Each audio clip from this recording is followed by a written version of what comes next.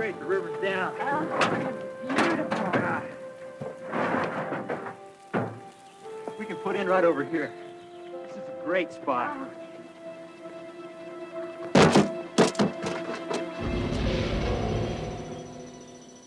Oh, my God.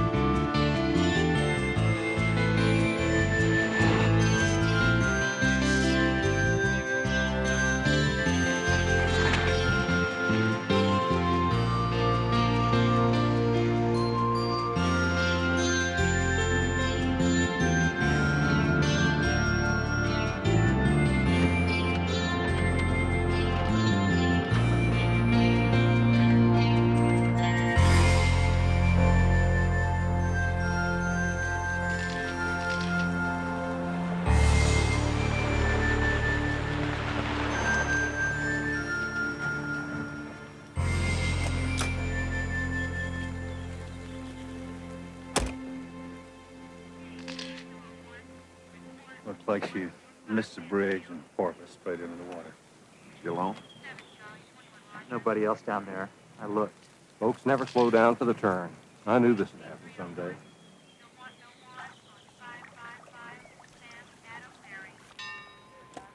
Holly, get rid of that gum before we go in. What would Pastor think? Well, look at these beautiful Andersons. Good morning. Hi, Holly. Hi. Mary, you look so pretty. Look at these girls. Go on in, girls. Oh. Lorna, did you make those dresses? Yes. You are putting me to permanent shame.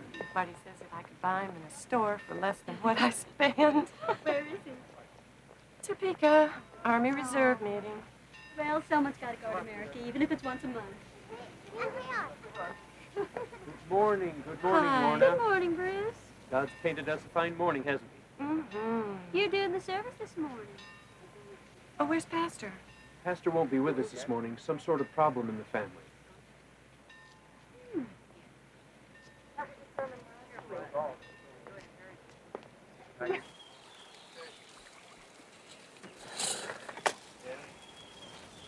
Yeah.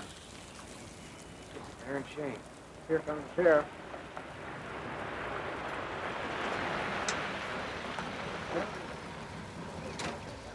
Morning, John. Mike. It's a hell of a way to start the Sabbath, huh? Yeah. This is where she went off the road? Guess so.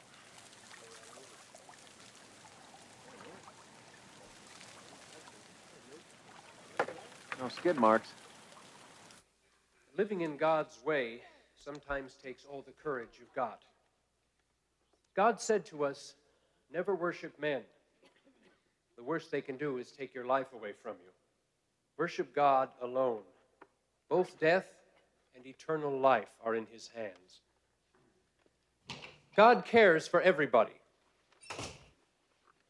Bad people and good people, honest people and dishonest people. Doesn't the sun shine and the rain fall on all our farms alike? Excuse me.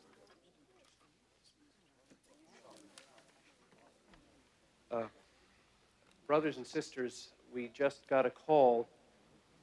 Pastor's wife is missing. I would like to ask you to go home, change your clothes, and we'll gather back here to form a search party. Thank you very much.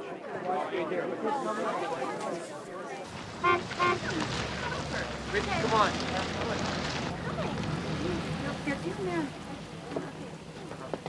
Yeah, look. Careful, the battery's probably inverted. We're okay. Looks like the ignition's turned off. Some cups floating around in here. Drinking and driving. She probably slipped the curb and hit the bridge post on the way down. That would have knocked the driver's side door off. Here's her purse. Once the door popped, she probably flew out and rolled into the drink along with the car. Same old story. No seatbelt. Got a license. Sandra Stringer Bird. 1105 Henry Street. Age 32. 5'2".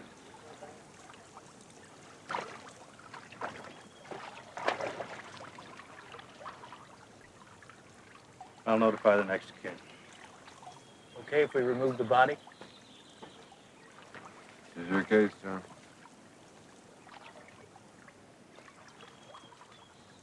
Yeah, go ahead. Early! Haul it out. Okay. Now the drunk driver.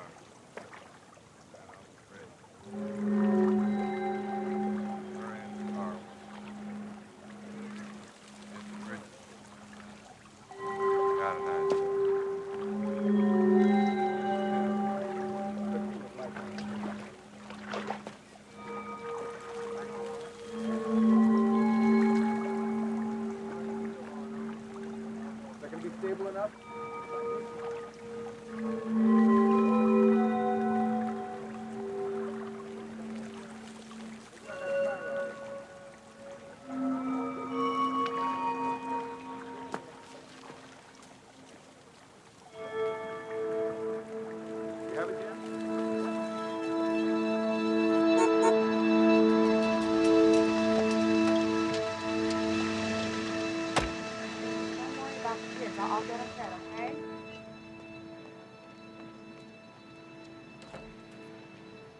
They found Sandy.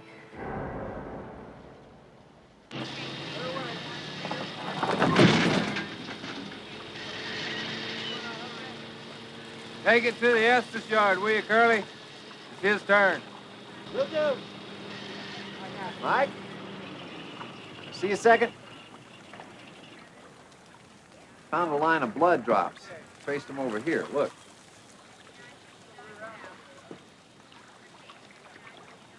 Yeah? I'm trying to figure how that got there. Well, the body must have come flying past and scraped against it. Maybe. Except the car only traveled 65 feet from road to river. That's more like creeping than flying. How does a body fly 5 feet off the ground from a slow-moving car? Simple. The car was going faster. Come on. Hey, you fellas know there's blood up here?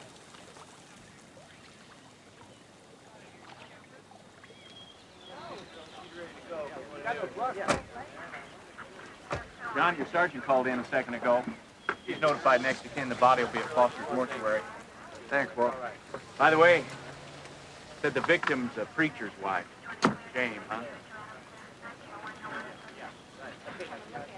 Could you give us some room here, folks? What's the light?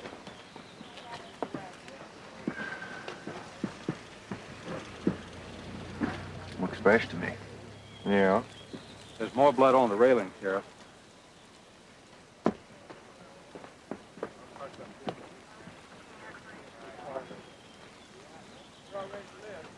Mike, I gotta tell you, I'm feeling downright hinky about this. It could be fish blood, John.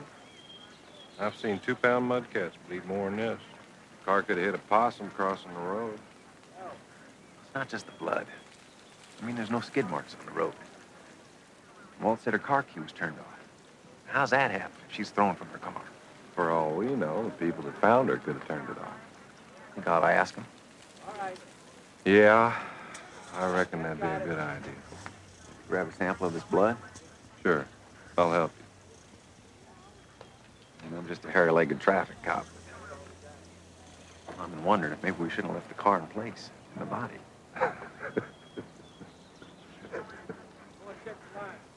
I think I know what the problem could be here, John. You've been watching too many Kojak reruns. Lordy, who'd want to hurt a poor old preacher's wife?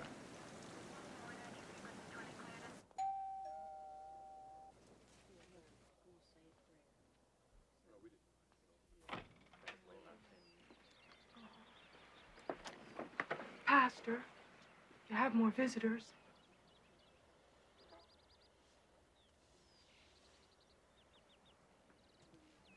We're just so sorry. I know.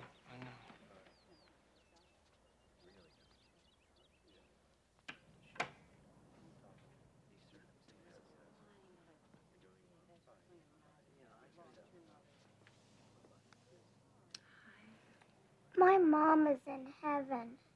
I know she is, honey. Your mama is with Jesus and all the angels. Isn't that nice to know? Yes. Can I have a drink? Sure you can. You want some milk?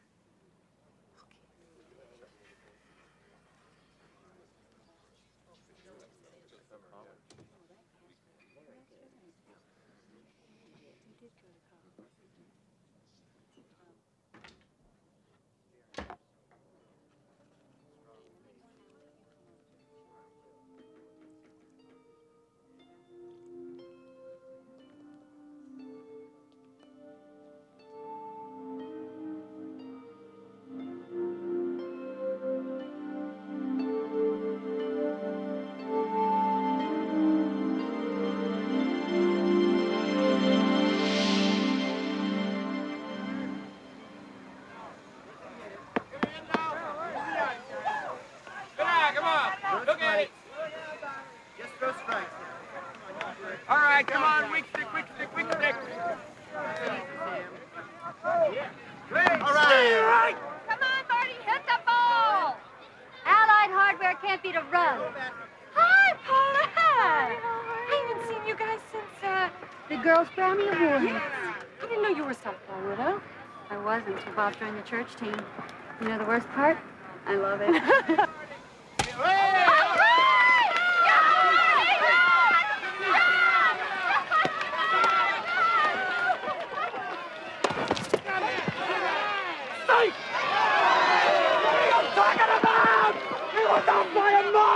What are you, sightless? Get a German Shepherd! He can call a boy better than you! This is a church team? Who is he? Our minister. 2, 4, 6, 8. Who do we appreciate? Way to play. It's not how you play, it's how you party. Lorna, Marty, I want you to meet somebody.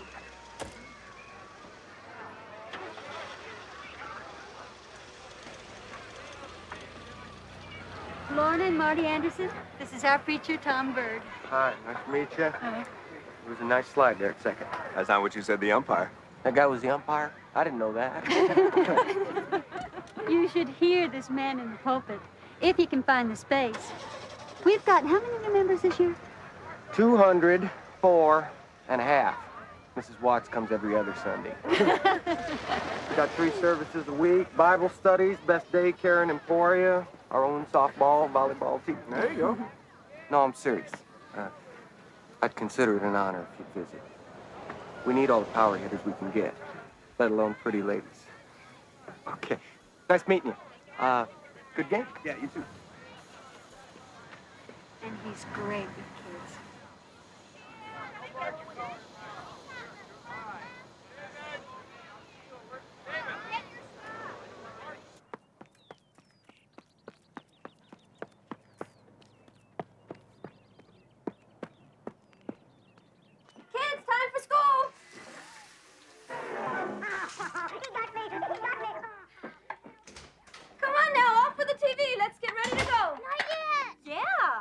How's your run? 5 miles and 35 flat. Terrific.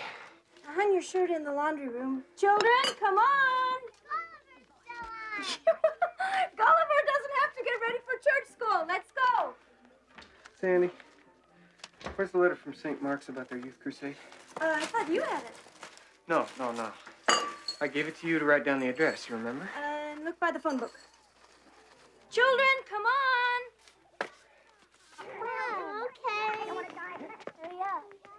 Yeah. Oh, how can you find anything here? Sandy, I love you dearly, but look at this mess. Well, how do you like that? The maid didn't shower. Oh, I'm sorry. The faculty club ran till 10. It was iron your shirt or do the dishes. Do you at least remember the street? I'd settle for remembering the day. Today's the day. Look, we had this set up weeks ago. Now, we both have to drive kids. We got to be in Kansas City by 6. I have a department meeting at 5. I have to be there. We need a secretary worse than we need a maid. Yeah. I'll find someone to drive for me. I promise I will. I'll call around between classes. Where's mine? I've got mine. I'm sorry, honey. I can't do it all.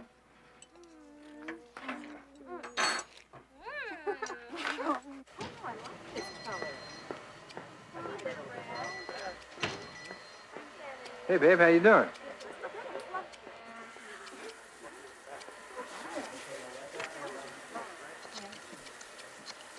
up there, tight. Look, you look like this. Just a second. Oh, that's okay. I'll finish that. Yeah, loud. They're about to kick us out, Marty. What are you talking about? The kids' nursery school, the check bounced. What am I supposed to do with Mary and the twins all day long? Look, can we talk about this later tonight? I got work to do here. Oh, well, fine. I'll bring them over to you. You can take care of them. I told you not to write the check till Friday. The credit card's got us drained till Friday. I distinctly said that to you. Why is it always wait until Friday or next month? Well, I got a couple reasons if you're really interested. The new living room, the refrigerator, your closet. What about the school? I'll cover it! Just like the man in the circus following the elephants, Lauren, I'm one step behind you cleaning up the filth.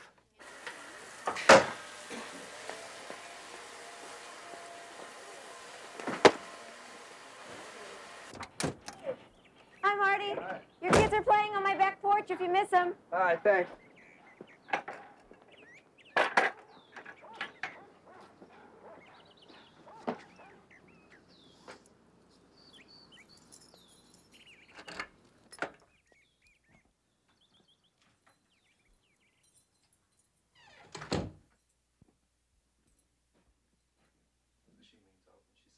Hello?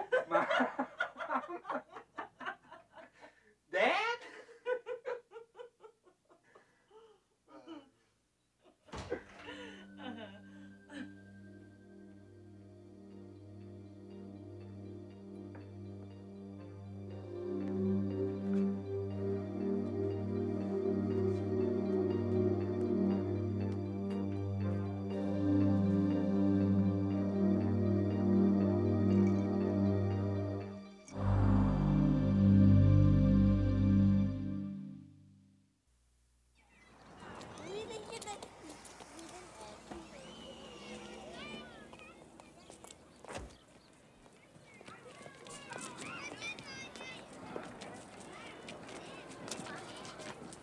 Mrs. Anderson?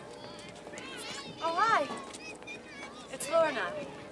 Those your kids, or you're renting them for the holidays? No, they're mine. We had heard so many nice things about your nursery school, we decided it was time for a change. Well, God bless you. Welcome.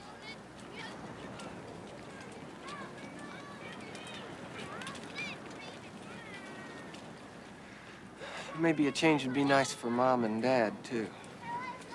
A broom handle reached out and helped me. You were real klutz. Well, it was good to see you again. I said that, didn't I? Are you and your husband going to a church here in town? Presbyterian off and on. More off and on lately. Well, I suppose Missouri Synod has a pretty conservative reputation compared to the Presbyterians, but we like to think we're more interested in families than policies. To tell you the truth, Reverend, I'm not sure we belong in church anymore.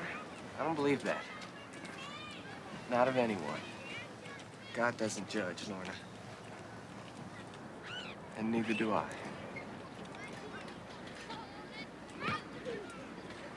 We'll try to come.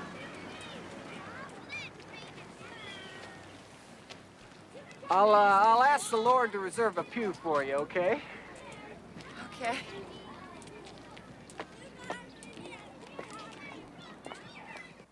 Two years ago, when Sandy and I were driving here from Arkansas, I said, Sandy, do you realize what we're up against? I mean, we're not just taking over a parish. We're starting from scratch. We're giving birth to a whole new church. I says, what's it like giving birth? And Sandy said, well, Tom, imagine trying to swallow a watermelon. I said, turn the car around.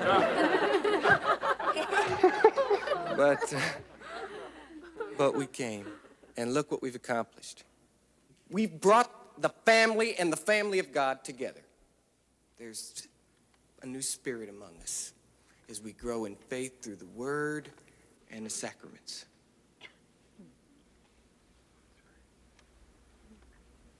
And more of us are joining the family every day, finding a new life and a new meaning to life. Remember Paul's letter from a Roman prison?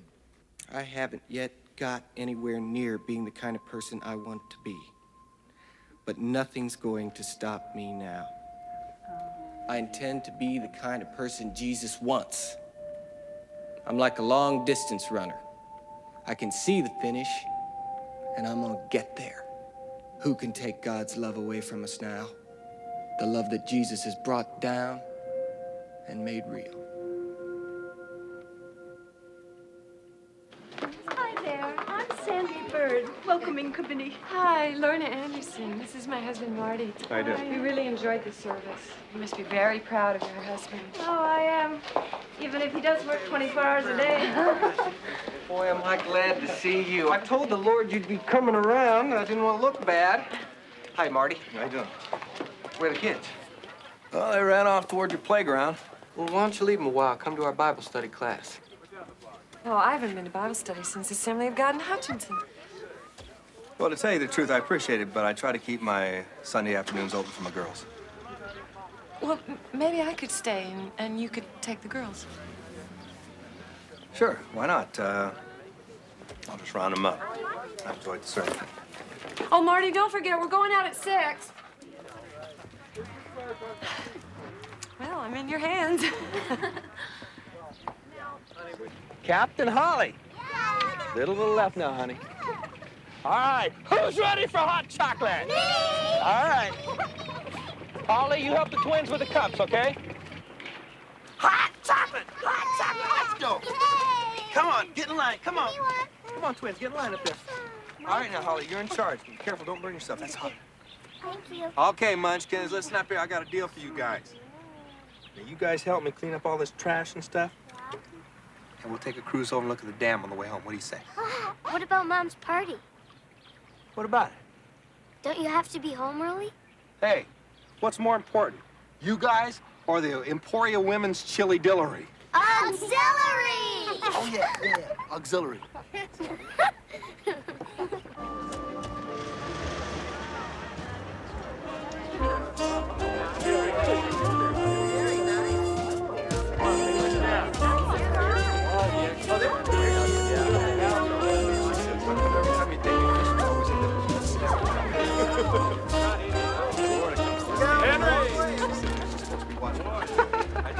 Stone drunk and he dances better than Marty. Hey, speaking of Marty, where is he? Bringing me a drink. Jerk can't even do that on time. He's supposed to be coming behind me to get the phone from the pitcher. He's looking out in the outfield. You are so rough on that guy sometimes. Listen, take it from a lady who had to learn the hard way. You don't know what you've got till you kick it out of the house. Who's that? Jeff Ellis. Oh, the guy down at the lumber yard? Mm-hmm.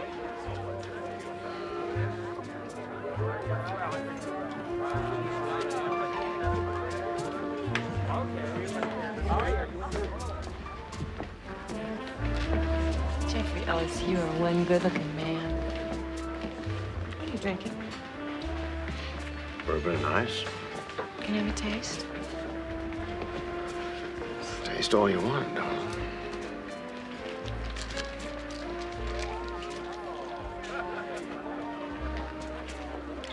I haven't seen you around much lately.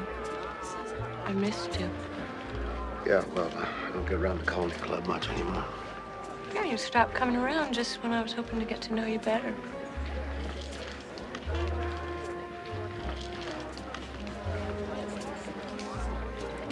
When Joanne draw the line?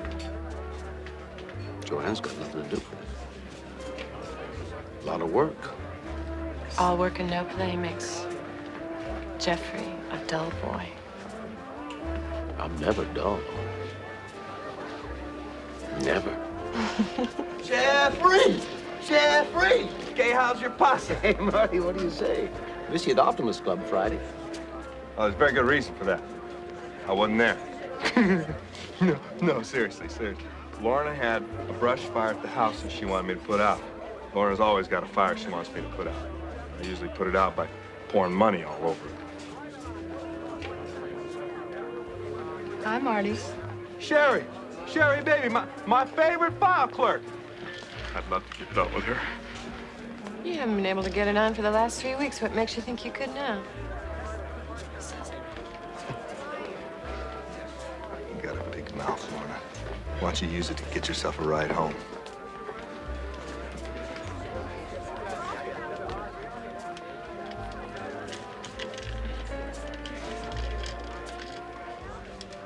Want a date?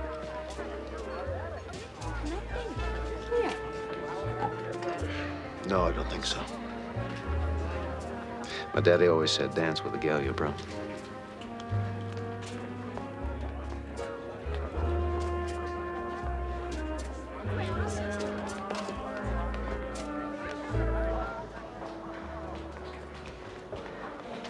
You want to leave, Marty?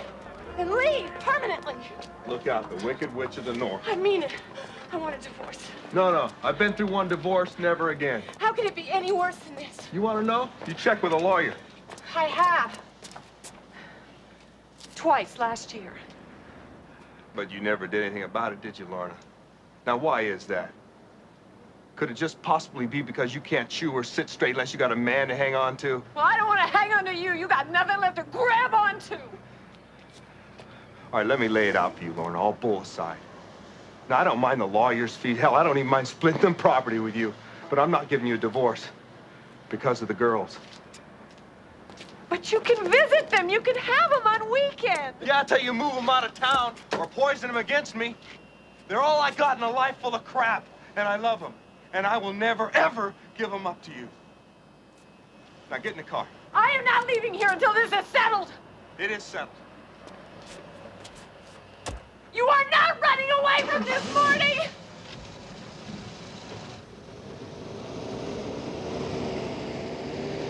Marty!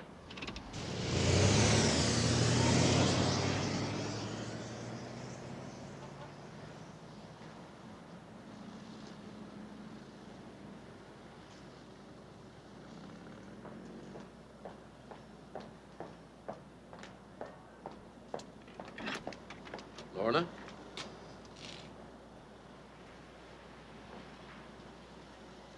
I figure we got 20 minutes till they miss us.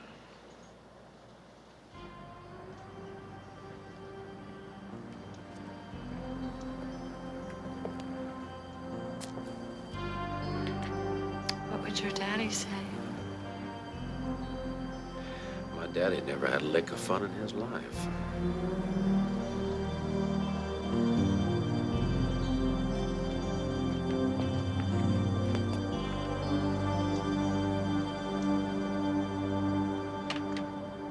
And suddenly there came a sound from heaven as of a rushing mighty wind, and it filled all the house where they were sitting.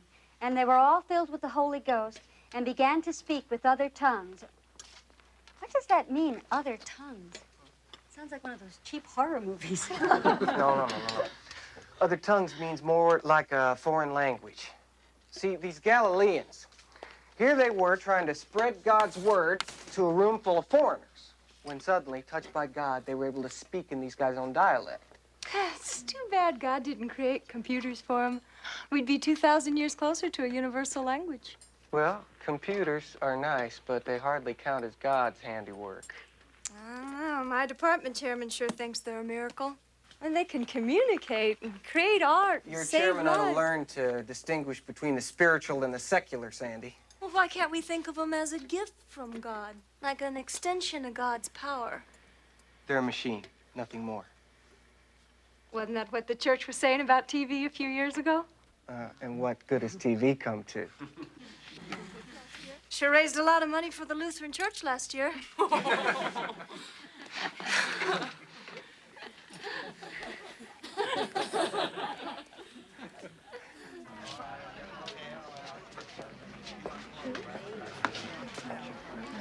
Sandy, come here. I want you to meet somebody. And it would be a blessing.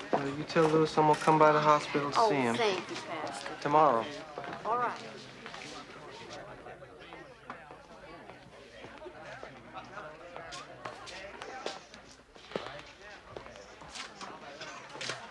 I thought I'd come over and pick this pretty wallflower here. I'm not feeling very flowery tonight. Are you feeling all right? Oh, you know, running a family runs down sometimes. Well, once in a while, you gotta look at it like the bell lap in a big race. No sense dropping out. Look how much work we put in. Easy for you to say the shape here. Oh, thank you. After having just survived the great debate, I appreciate that. Survived. If computers are God's work, I've been after the wrong guy to straighten out my light bill. I totally agree with what you were saying. But then, I always do. You know, Lorna, I look at you and I really do see a flower.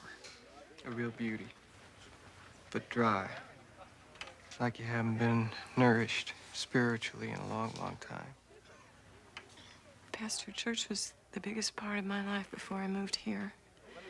And then somehow it got lost. And I feel like I found it again, but I'm scared that it's too late.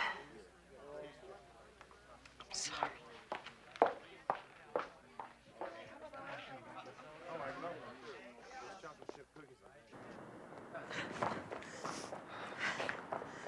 Lorna?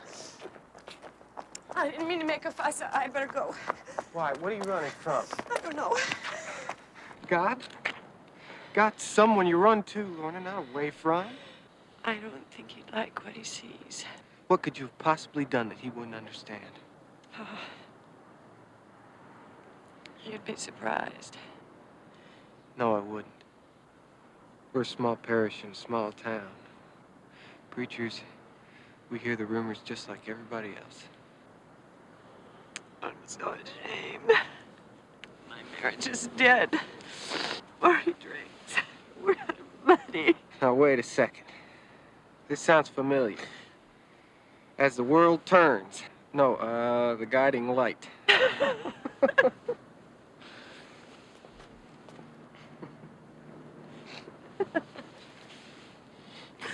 make me feel like a little girl. Except you be his children. You shall not enter the kingdom of heaven. Heaven I can handle. Earth is my problem. How bad's the money trouble? Well, I can't even afford a new dress, let alone a divorce. Well, we can't have you running around here in your birthday suit.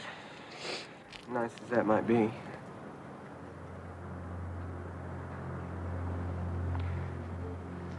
Would a job help? A job is what? People keep telling me I need a secretary. Well, I don't know.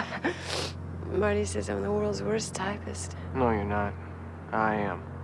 But if you can spell, we're in business.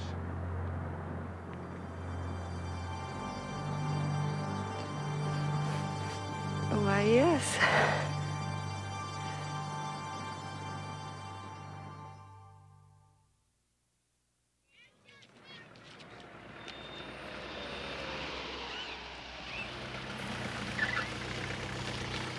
Okay, kids, run ahead. Hurry, we're late. I knew it. There's Larry Bishop's car. I'm late for the building committee. It's okay, I called ahead. Lorna will tell him. You can't help it if your car wouldn't start. $90 for a new solenoid. What are they made of? Gold? This one's next. It won't idle worth a hoot. Just what we need. Both cars in the shop. Oh, no, let me help. 2 cars. 30 years preaching in Arkansas. My dad never had 2 cars. Well, your mom didn't work. That's right. She stayed home. Where she belonged. That's not fair, Tom. I support you. Why can't you support me? My salary buys half that car part and clothes for the kids. Tom? What time do you want me to pick you up? 5:30. I have a...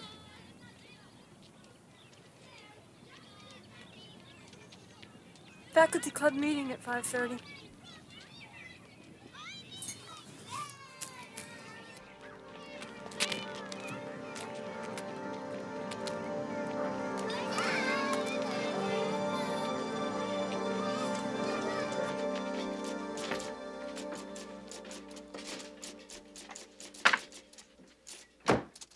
I'm off to get copy paper.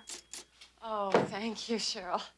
I feel so guilty about asking the financial chairman to run an errand. Oh, don't be silly. Like Pastor says, we're all servants unto the Lord.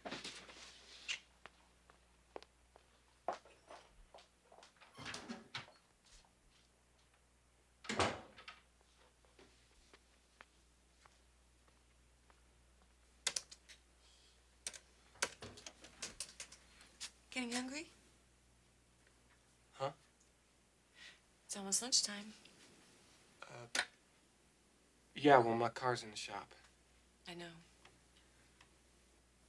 I usually just grab some peanut butter with the school kids. I know. I thought you might like a change.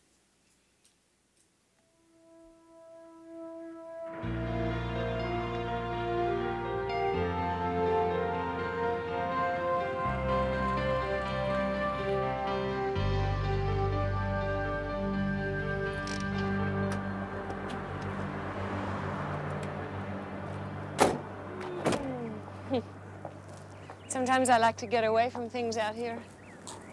It's like a different world, isn't it? A better world. It's like a dream. Like New Mexico. You dream about New Mexico? Well, I was on this retreat there a couple years ago. I was sitting by a dying campfire, and God spoke to me. He said, Tom, families, they're in the worst trouble they've ever been in. You gotta help them here, right here in the desert. This is your promised land. I swear to you, it was like a revelation. God wanted me to start this family counseling center out in New Mexico. And that's my dream. Was, anyway.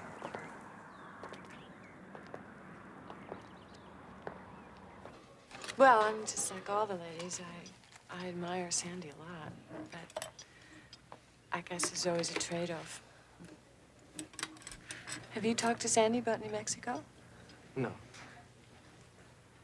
Well, you sound like you've given up. I thought maybe Sandy objected. Pastor, you've helped me so much. Call me Tom. Please.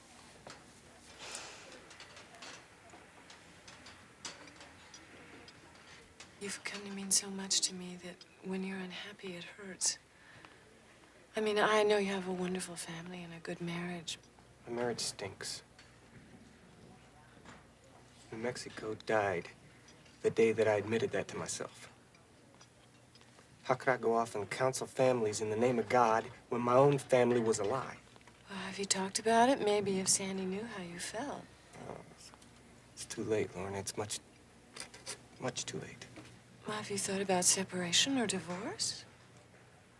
Divorce is impossible.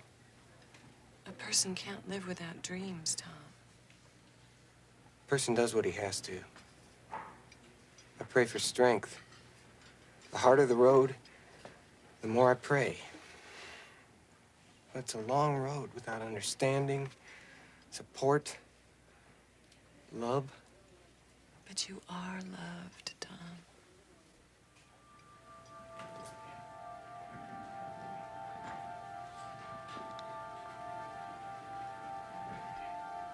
Very much. Louise Polk's daughter just pledged Pi Phi at the KU. Major news.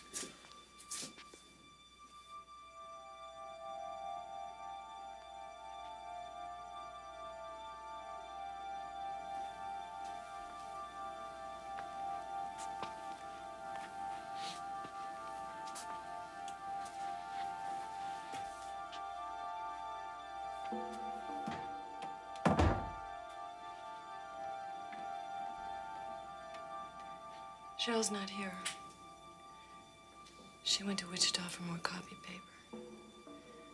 She can't possibly be back till 4. Wouldn't that usually be your job?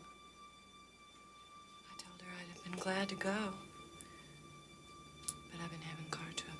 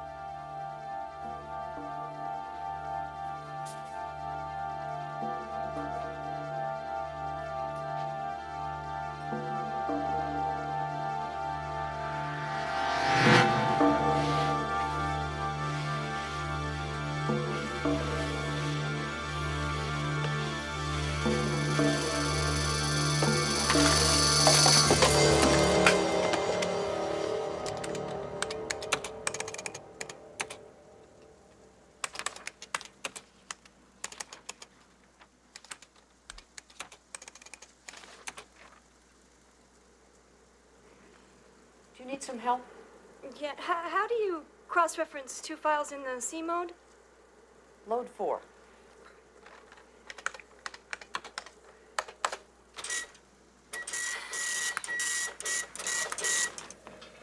Oh, no. What's wrong? I programmed the wrong cosine. Sandy, they're only numbers. We can fix it. What's wrong?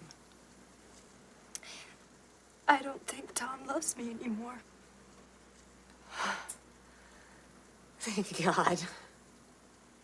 Imagination we can handle. I thought you had a fatal disease or something.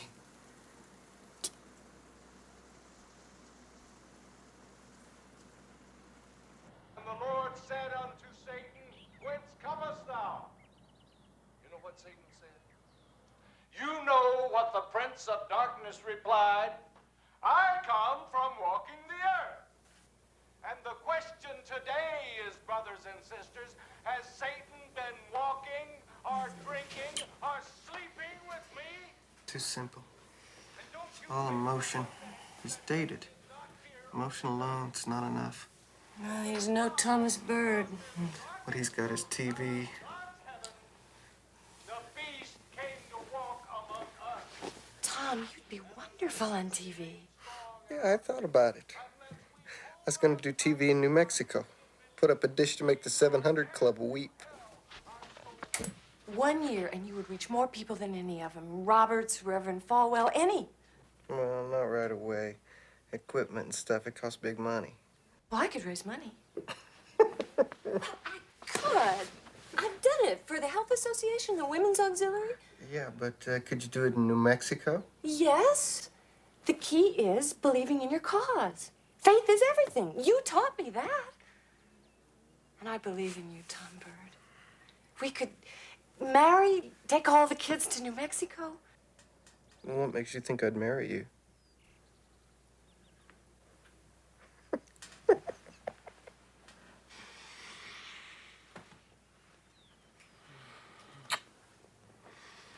Truth is, you're not what I need in a wife.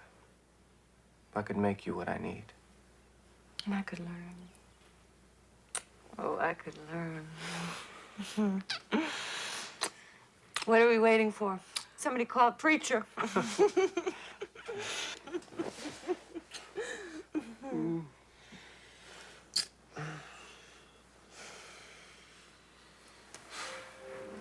What? What's the matter? Who are we kidding? The man on TV has the one thing we'll never have. Freedom. God brought us together, darling. He had to have a reason.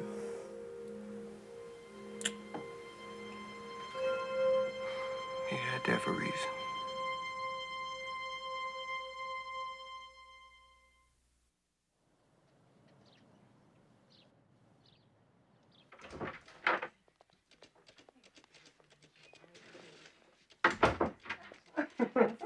Pastor. Mr. Linton was by an hour ago. He wants you to come to a voters' assembly meeting tonight at 8. We don't have an assembly tonight. What's it about? Well, I think you better ask him.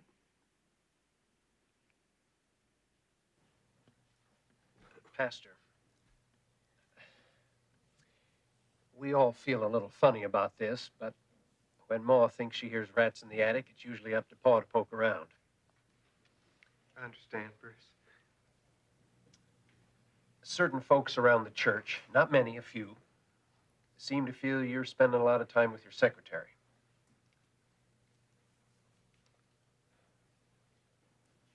Well, don't most bosses spend time with their secretaries?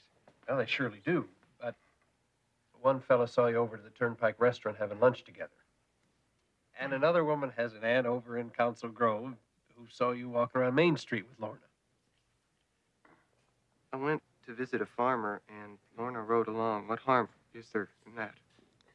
Well, nothing, of course, except there's this matter of Lorna's reputation around town. Now, it may be just rumors. I can assure you it's rumors. Look, you know how it is in a little town like ours. You have to close the blinds just to change your mind. Now, you're all here doing your job, and my hat's off to you, but let's separate fact from fiction. The fiction is that something's going on between me and poor Lorna Anderson. Not so. The fact is, and I tell you this privately, Lorna has some family problems. Problems I've been counseling her on, and quite frankly, I think I'm doing some good. She has a tendency to spiral down, so I think it would be cruel to cut her off just now. But if you want, maybe I can have a talk with her. Explain we have to be careful of the wrong impression. I can keep my eye on her, and everyone's happy. So, what do you think?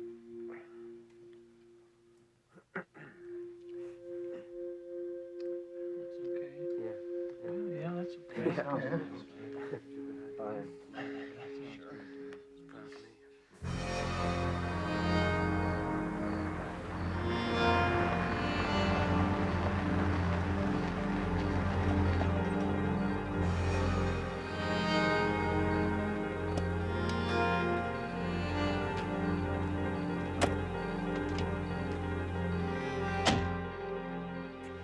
What happened? It's handled for now. Oh, thank God. I thought I'd die before I could leave the house. I had to wait for Marty to pass out. It's not going to be so easy anymore, Lorna. Your time at work has to be cut. People are talking. There's no other way. Well, then let's go. The hell with them all. Let's go to New Mexico tonight. How?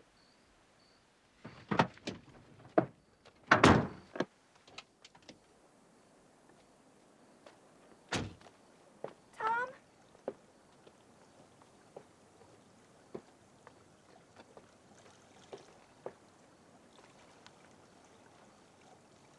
I've never felt with any man what I feel with you. I feel the power of God. I'll go to New Mexico. I'll walk off this bridge, whatever you say, whatever. What I say is we don't have a dime between us. Maybe it just takes faith. Maybe. I've got faith! Enough faith to run 2 churches at once. Enough to build up the best parish in town from sweat and prayers. And I'm gonna tell you something. I don't think in the farthest corner of my heart that God expects me to start again from nothing. I've proven myself, Lord! You showed me the place. You chose the families. How in the name of Jesus am I supposed to get there? I'm ready. I've earned it. Help me!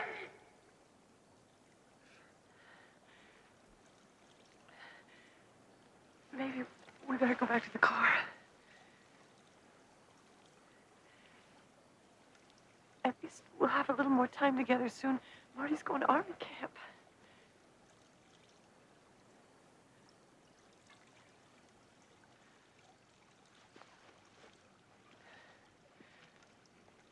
Are you coming? Go home, Lorna. I'm staying here till I get some answers.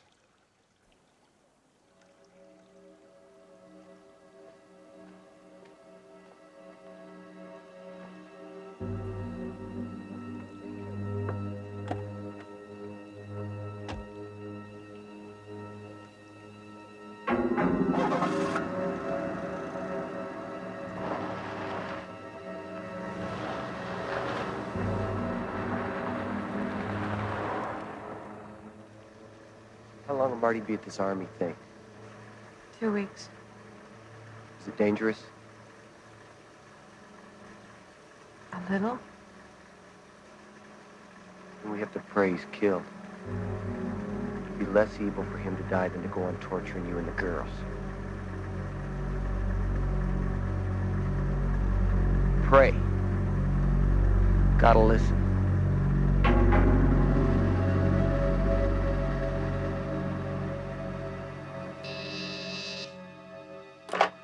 Uh-huh. Oh, send her in.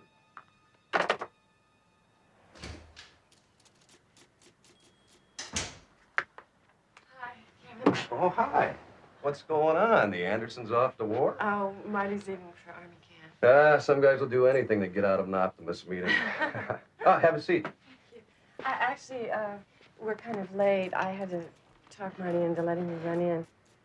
I know it's silly, but I'm just a little worried about his life insurance. Whether it's enough. Well, I'd be glad to sell you more. Young jocks, we love to insure. It's just that last year, 2 soldiers were accidentally killed there, and, you know, if anything happened, I'd be alone with the girls, and you know how Marty feels about the girls. Oh, I understand completely. That's what life insurance is all about. How much are we talking about? Another 100,000?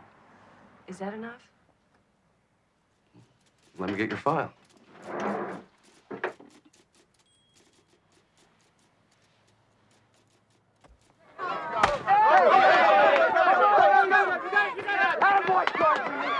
We needed it. Good job, Ricky. Your turn. Let's get some defense on, Rick. Needed it. Come on, Kenny. Pastor? Come on, kid. Keep it going, baby. Right. Hit it better. Left hand, you're up. Okay. Right between them. You're late. Marty just called. He's flying from Tacoma to Topeka tonight. Good. Good for him. His camp is over, Tom. He's coming back.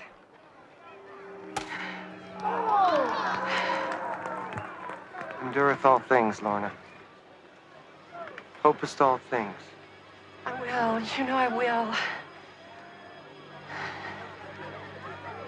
I'm just wondering if maybe God and us couldn't use a little help.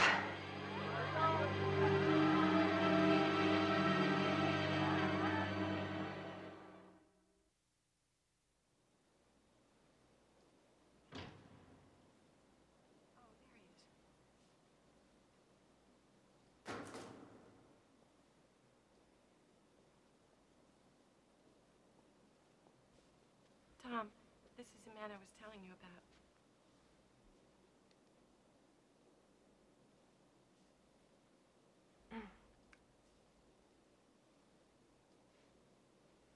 This is Dwayne Stark.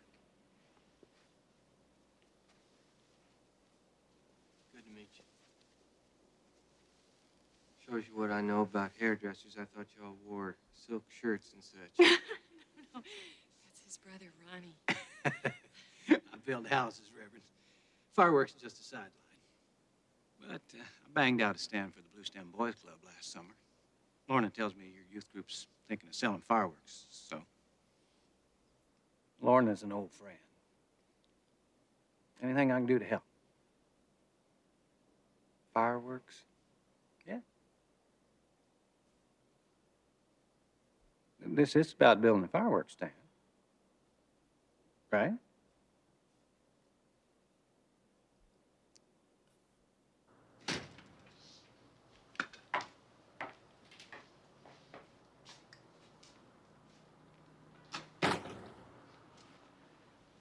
I've never done anything like that in my life. I have to think about it. That's all I can do for now. Good. Call me then.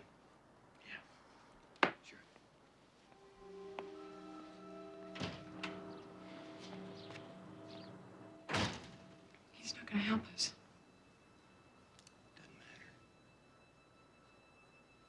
I understand now. It's up to us, Lorna. That's what God's wanted us to see all along. Faith without works is dead.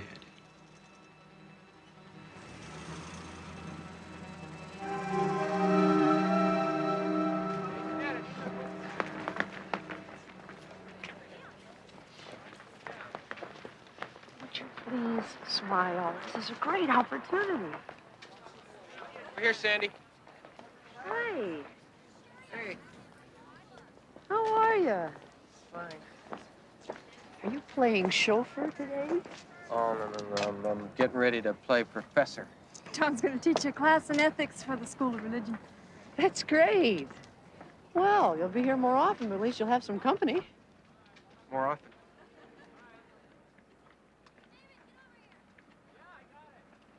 I got promoted, Tom.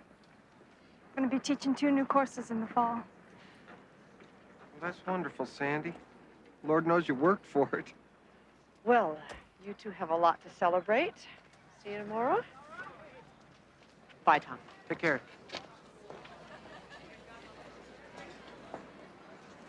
You mean it? I know it'll be more hours, Tom, but I promise I'll pull the rest together. I know you'll try. Oh, let's celebrate. Saturday night, dinner and a movie. My treat. Okay, why not? Okay.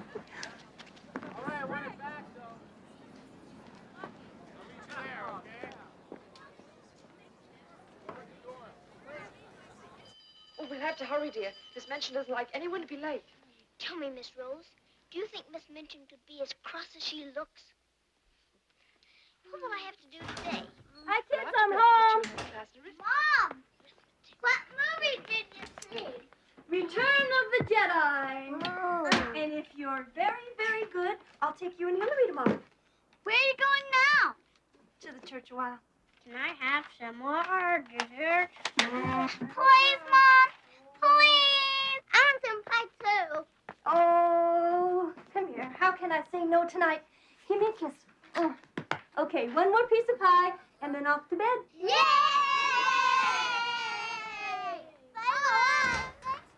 Someone's gonna have fun tonight. Oh, you bet. We'll be back by 10:30.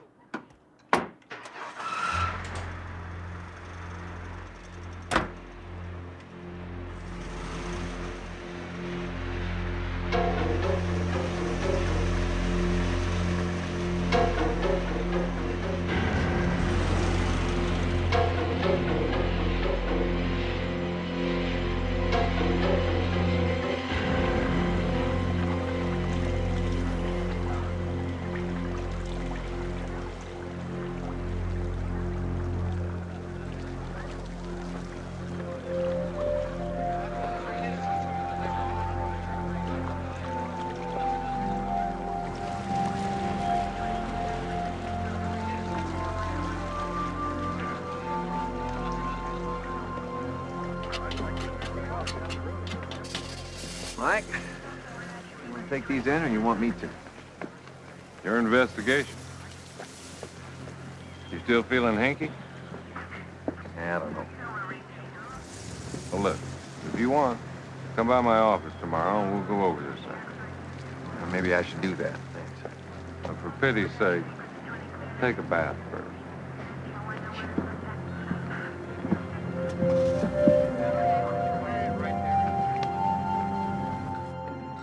No, Jason, no more TV. Come on, say goodnight to your dad. Night, Dad. Night, Dad. Night, boys. Aren't you a little old for homework? No, and neither are you. To bed, please. Now, thank you. More coffee? 3:15, acknowledge. Huh? It works every time. Do you want some more coffee? Oh, no thanks. Just keeps me awake. I know. Simple traffic accident. How long could it take? Oh, boy. What are you doing? Starting a new pot. Is that a picture of her? Yeah. I went by her office at the college. They let me have this.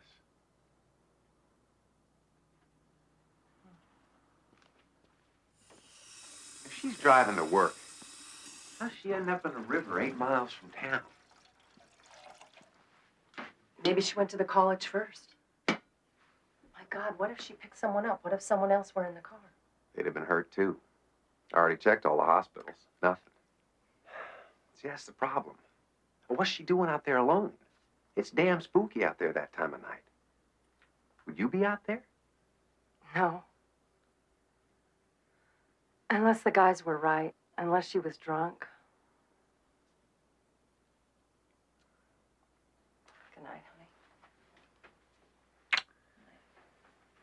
honey. Night.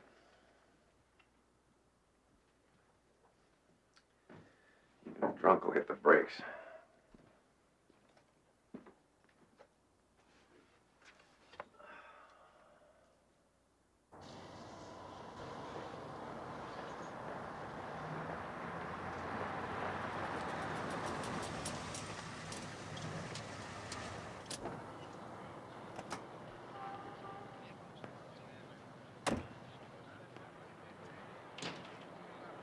Morning, Clarice. We'll get to that DUI case of yours as soon as I buy the judge some cough drops. Great.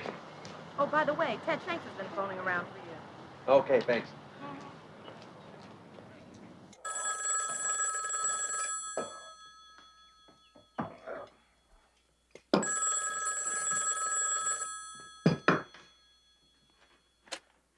Hello. Dad? John. Hey, John. Caught me with my nose in the garbage disposal. Bonnie dropped a fork down it this morning. Tell her those things go in the dishwasher, not the disposal. You tell her. No, thanks.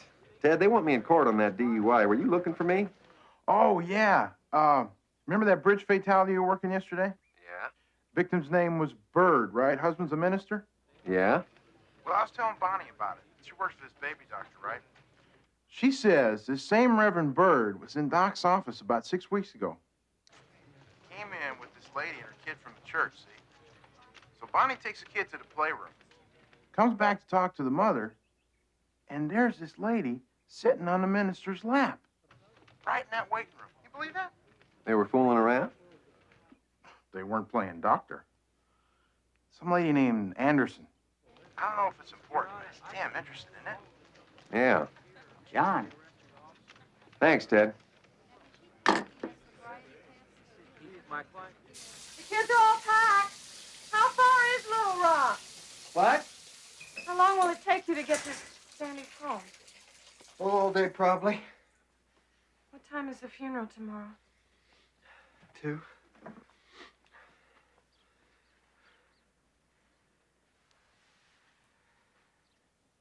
I'll go with you if you ask me, you know that. Not yet. I'll call you every day. I want you all the time. My heart aches for Sandy, but still I can't wait. I want to live with you. Sleep in the same bed.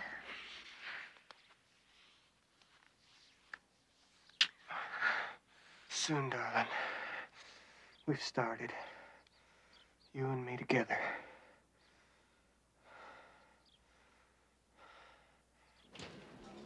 Morning. Morning, John. Catch any fish last week? I just washed a couple worms, Art.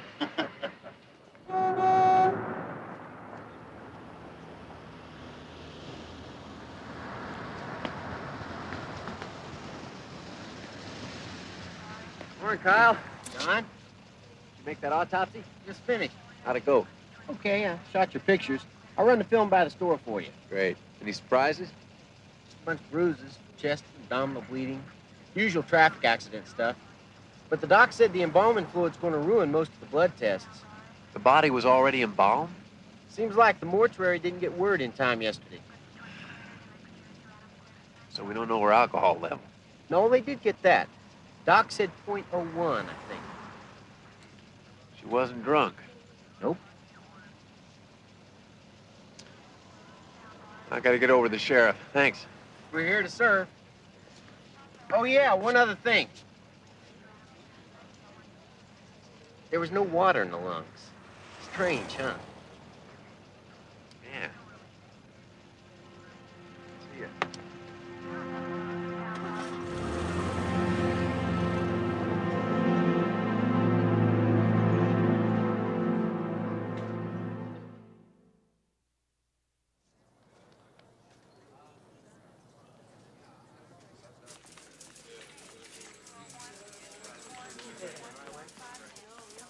Hey, room.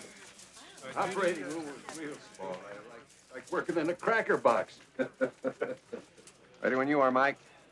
There's the KHP. John, you remember the coroner, don't you, Dr. Giles? Yes, sir. We worked a couple accidents together. Sure. Good to see you. We'll be right with you. Doc would just tell me about the old hospital down on 15th Street. Okay. Hey, John. Here you got stuck with a wreck that happened on Ted's shift. Yeah, he's real sorry about it, too. Sure he is. Did you guys meet the new rival for my job? Detective John Rule? I'm no match for the Kansas Bureau of Investigation. Believe me, you can have this one first. I'm not sure I want it. Doesn't sound like there's that much to go on. All right, whoever's traveling to the river, let's saddle up. See you later, girl.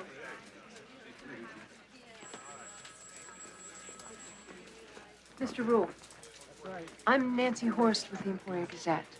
You're the investigating officer on that minister's wife's accident. Yeah, I guess so. Just got the report from the desk. She just missed her curve. That's what it looks like. Anything else? Nothing wrong with the car? No foul play? No. Thanks a lot. Mm-hmm.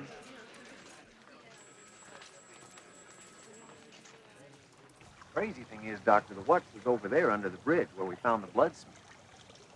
So how's a car going maybe 5 miles an hour throw its victim or the watch clear over there? Well, if you're right about the car speed, you'd be right about that. Well, I could be wrong. I've worked 700 and some car wrecks. I don't even understand how the body got east of the car. We should have found her west of the car if she was thrown from the driver's door. And if she rolled in the river, she had to drown. How come there wasn't any water in her lungs? I mean, your pathologist said he didn't find any water in the lungs, right? Yeah. Right. Before the railing smears, we found some blood on the plank. Over here. No, wait. Maybe here. How the hell can you tell? Stuff's dried as brown as the wood. John, you guys took some pictures, didn't you, of the blood? Yeah. Russ Clayton took a series. Color or that black and white stock the HP carries around? Black and white. Good luck. Blood will never show up. Well, anyway, that's the long and short of it. So, what are we going to call this, boys?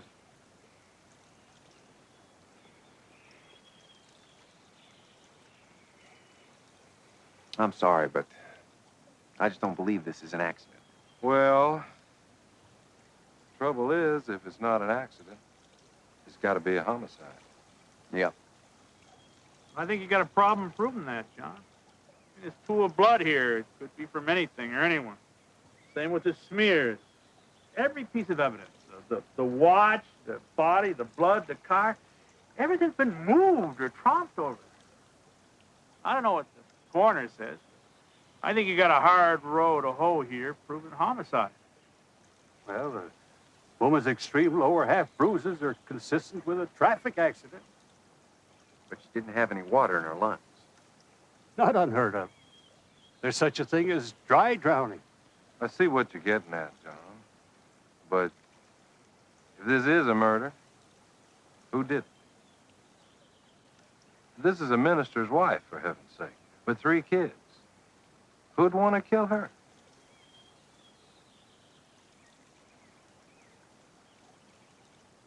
Accident. Accidental death. There's nothing else to call it.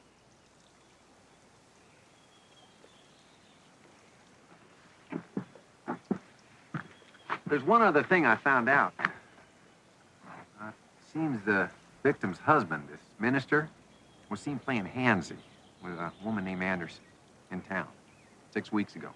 You know that for a fact? That's what I heard.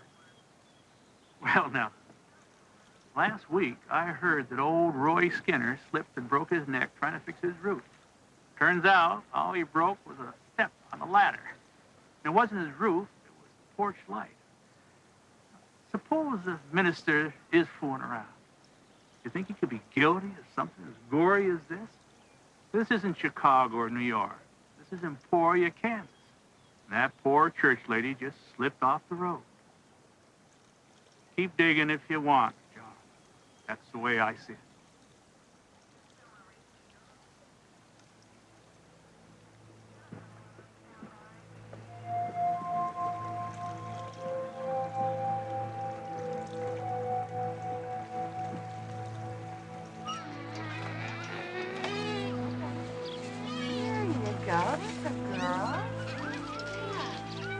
I fell down.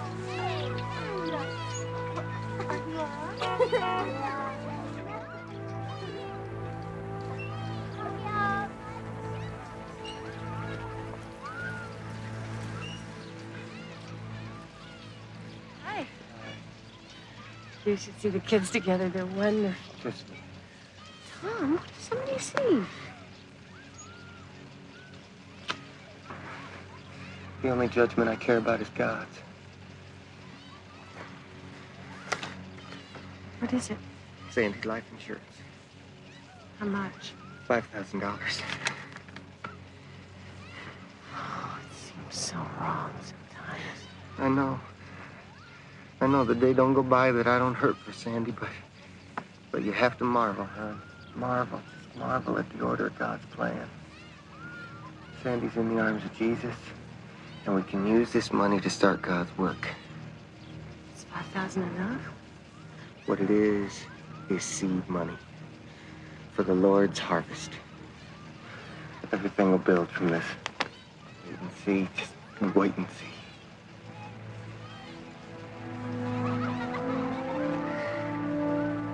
Good side.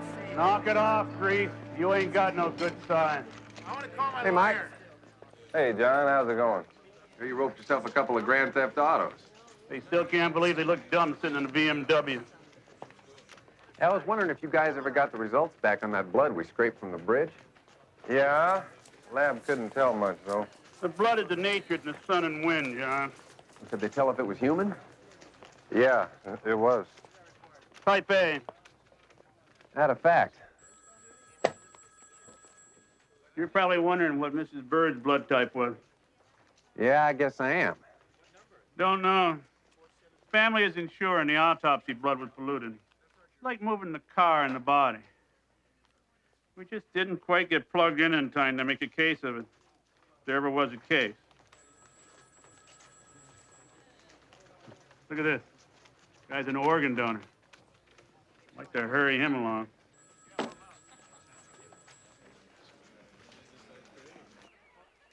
How long did you work with Sandy? All 3 semesters she was here. Never knew anyone quite like her. She got 2 college degrees in 4 years and still made Phi Beta Kappa. Everyone loves Sandy. Everyone. She likes to work late? Sometimes. Never past midnight, though. Why? The head of the department doesn't like us working late at night, and it gets a little weird. As far as you know, was everything all right with her marriage? Sure. A few bumps down the road now and again, but... We're talking about an accident thing, right? Oh, yeah. It's just my report's due pretty soon. Well, I'm just tying up a few loose ends, so. Everything was okay with her marriage, yes. It was great.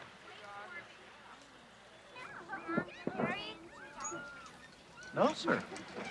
We've lived next to Tom and Sandy ever since they moved here from Arkansas. I've never seen them have a cross word, let alone marital trouble. They were a fine Christian family. Well, thanks very much for your time. Only thing that surprises me is how Sandy could have gotten thrown from her car. How's that? She always wore a seatbelt, even to the grocery store.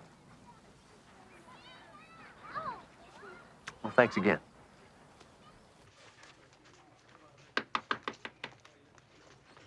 Judge Denton, Trooper Rule to see you.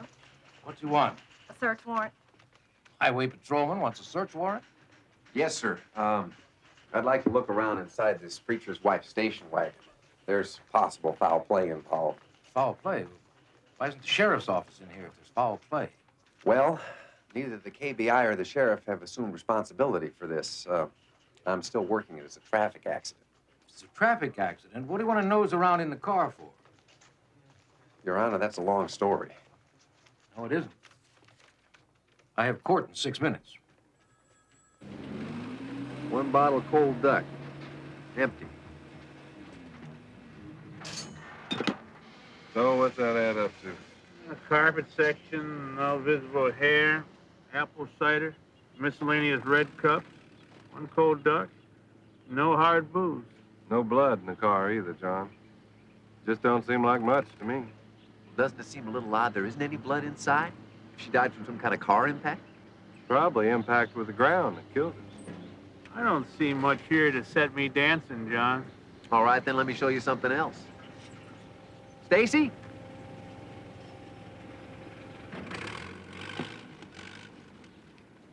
Come here. See what we talked about, huh? Look at her feet. She can't even reach the pedals. Did you drive with the seat in that position? I don't think so. Tell these men how tall you are. 5'4". So?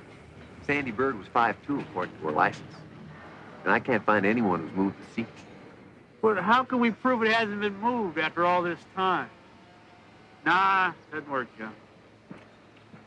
I'll tell you what, the Reverend Bird wouldn't have any trouble fitting behind that wheel. Easy, John. All I'm saying is let's call Bird in and get his story. Damn it, you're talking about a minister. You know how many churches there are in Emporia? 51.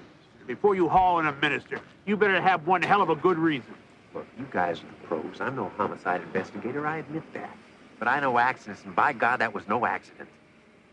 If I can convince a judge to give me a warrant, why can't I at least convince you to talk to the one logical suspect?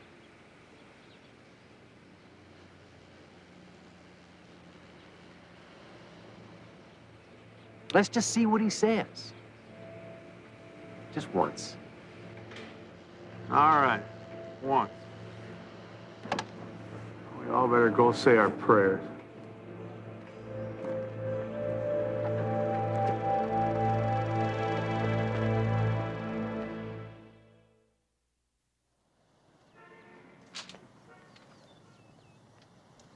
Pastor, you can meet Mr. Humphrey. Second door on the right. Thank you. There he is. This is just a chat now. Don't treat the man like a suspect. Not even Miranda.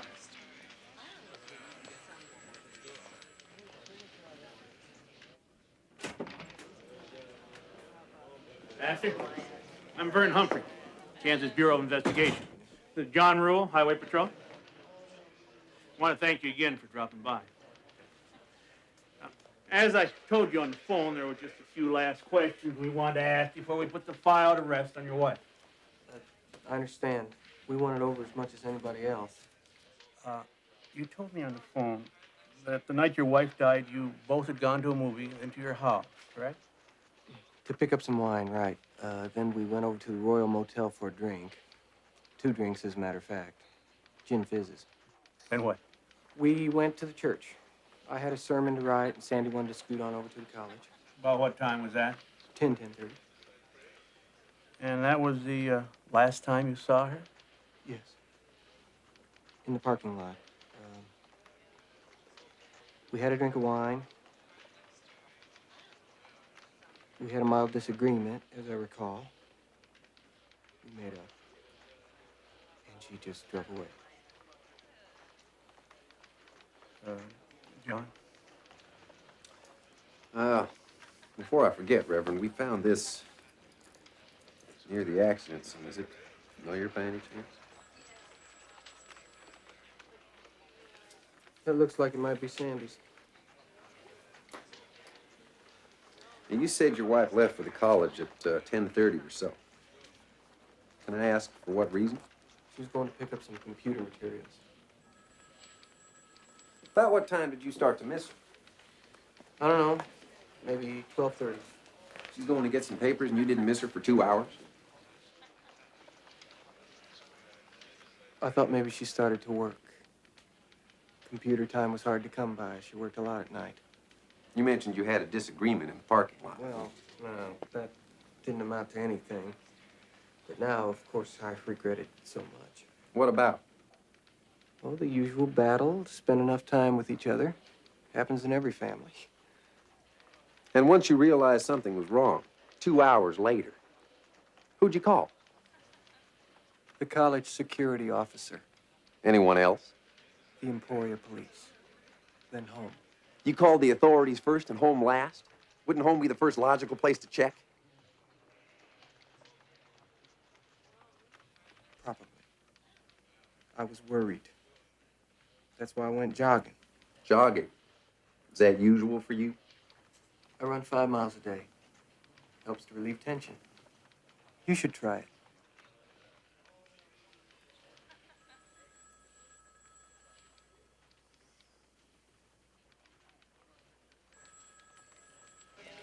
But I'll tell you, there may have been foul play, but I don't think this man had a thing to do with it. Well, somebody did. I can check around the church neighborhood. I don't think so. Maybe find someone who can place Bird's car, whether it moved. Let me tell you something. You're a good cop, John. You can believe what you want. But this old horse just isn't ready to think that a Lutheran minister up and murdered the mother of his children. Now, what's more, we haven't got a single substantial lead left to follow. We pushed it as far as we can. Any further, and the good folks of Emporia are going to start singing harassment, like the Mormon Tabernacle Choir.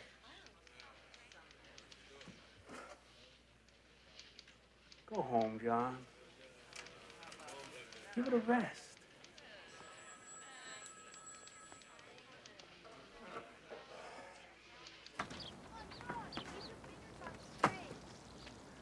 John? John, they're burning. Oh!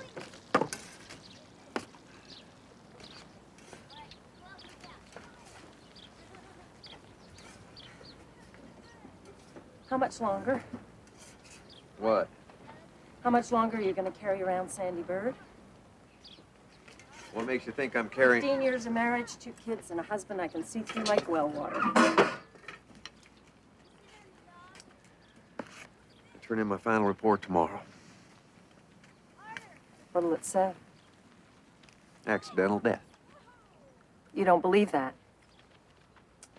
The reports do. I got no other official choice. But I'll tell you this. I'm attaching a letter saying I think the whole thing's a crock. Well, at least it'll be over. It will be over, won't it? I see her, Lorraine.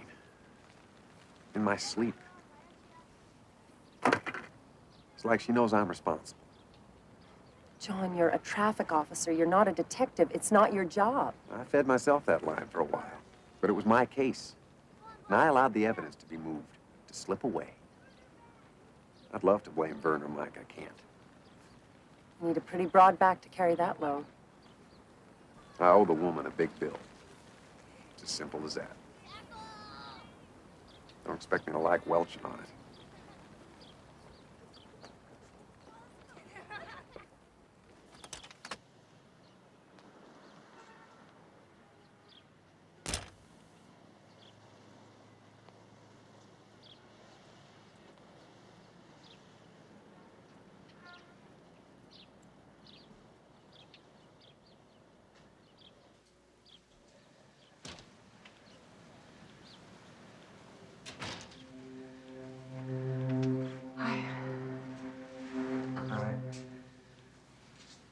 New hairdo? Oh, yeah. I got it done at the main attraction. They're not as good as you. I could have told you that.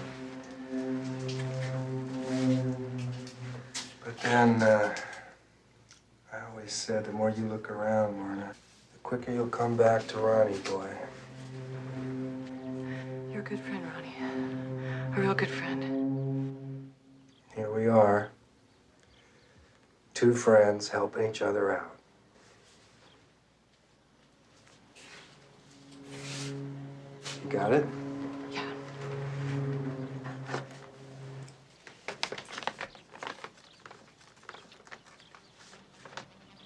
It's 5,000 like we promised. Well, obviously, I trust you. Oh, here. What's this? Marty's schedule. Can't hurt. Hey. Don't worry.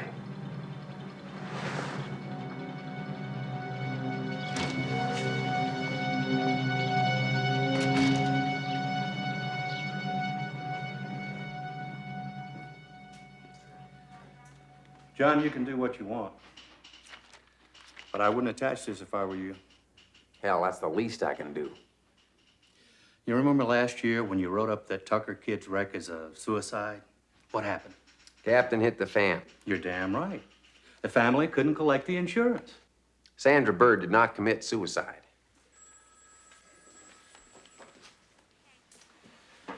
And how do you know? Oh, come on. No, seriously. You said the husband may have been playing around. He admits they had a spat. Now, how do you know she didn't just drive off that bridge and end it all? All right, anything's possible. You got it. Anything. But the likeliest possibility is that lady just had a wreck. And I don't want to see you chalk up another black mark with the captain just to make a point. Neither would Lorraine if you'd ask her. I have to tell someone. Why? You can't even convince law enforcement. How would you ever convince a jury?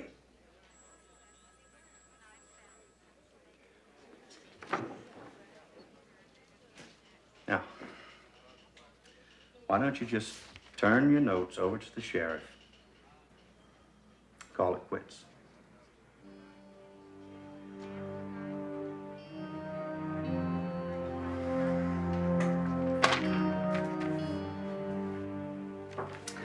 I'll send this to Topeka.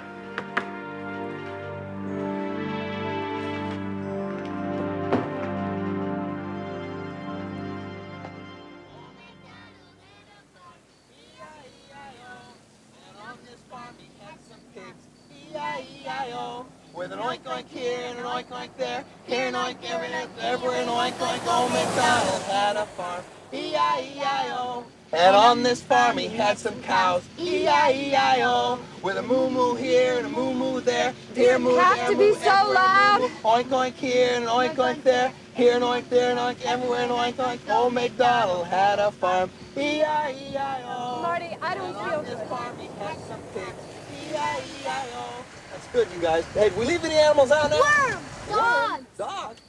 What's the matter? I'm gonna be sick. Gross. Now, hush, you guys. Now, come on, that's not nice. How would you feel if somebody laughed at you when you got sick? Yeah, it's not funny, Holly. How come Mom's sick? I don't know. Something she ate in Junction City.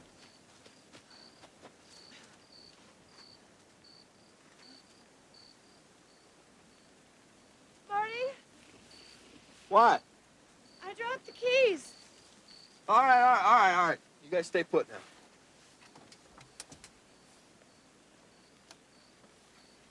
Where's Daddy going? Probably to hold Mama's head while she throws up. Where? Here. Well, where? Somewhere here. All right. You go back to the van, see if you can find a flashlight.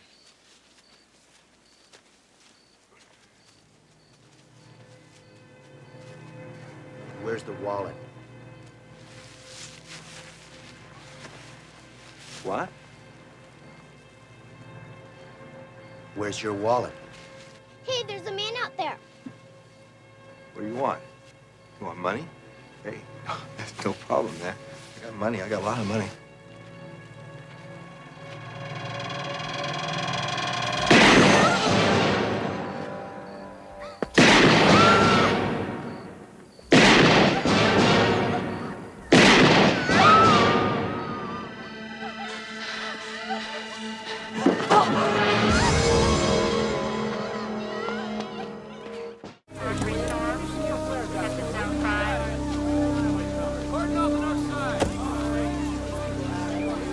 Found a shell, no weapon.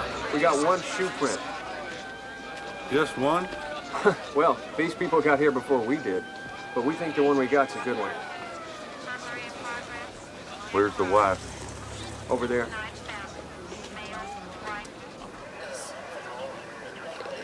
His face was dark. His hands were dark.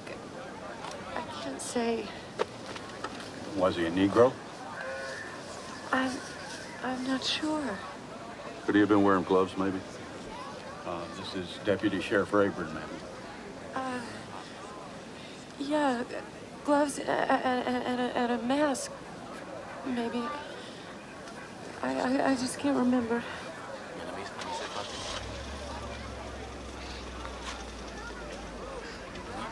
Did you get a full statement? Best I could. Why don't you boys take her and the children up to Junction City Hospital? Thank you, ma'am. And I'm sorry. Come on, baby.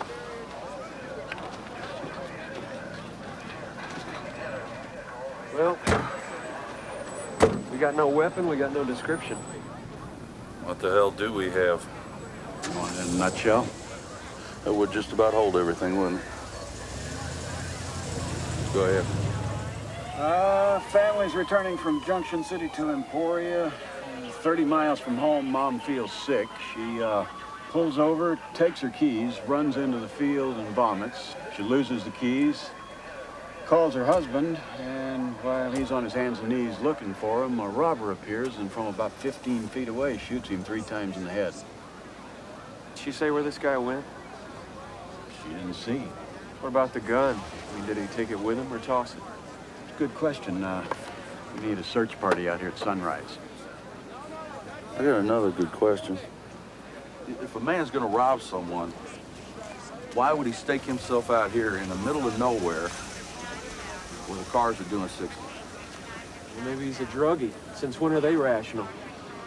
Maybe, but for a drug-crazed addict, he had damn consistent aim.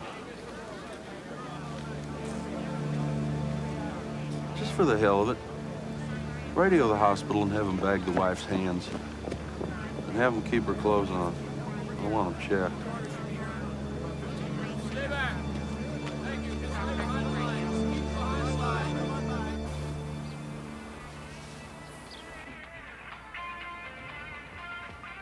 10-4, Roger Dodger. Okie dokie, Slokey Pokey.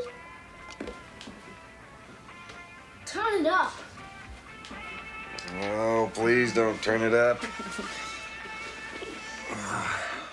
I think I can hear it. Let me try. PSC newsroom. A local man was shot and killed near Junction City last night in a robbery attempt. The dead man is identified by Gifford County authorities as Martin Anderson of Emporia. Anderson was murdered along a deserted stretch of Highway 177 by a masked gunman. Mrs. Lorna Anderson, the victim's wife, was unharmed but taken to Junction City Hospital for observation. At her release this morning, family spokesman and Pastor Thomas Bird told waiting reporters, we're shocked and saddened by this senseless act. Martin Anderson was a loving husband, father, and Christian. We ask for your prayers during the trying days ahead. Lorraine, those are the same people. At 7, plus sports, weather. Almighty God, who has promised forgiveness to all who turn unto him, pardon and deliver us, have mercy upon us, and bring us to everlasting life. Through Jesus Christ our Lord. Amen. The body of Christ, the bread of heaven. Amen. The blood of Christ, the cup of salvation. Amen.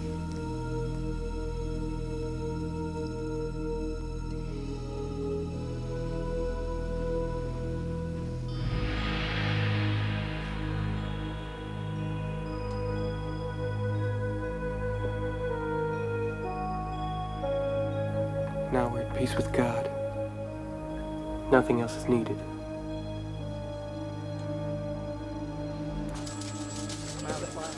Bart, John, I'm just leaving. can I get 1 minute of your time? Come on. You hear about the Anderson murder? Yeah? What do you think? Well, I think what's-her-name's story sounds half-baked.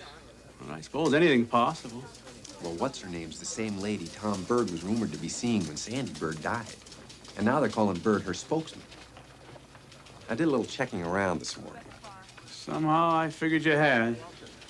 Well, one of the Emporia police tells me Lorna Anderson's already called her husband's life insurance agent about a payoff.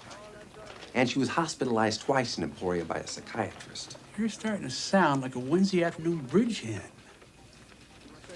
I had this left over from before. Maybe you can use it. Martin Anderson was killed square in front of his kids. It was planned, it was evil and deliberate as sin.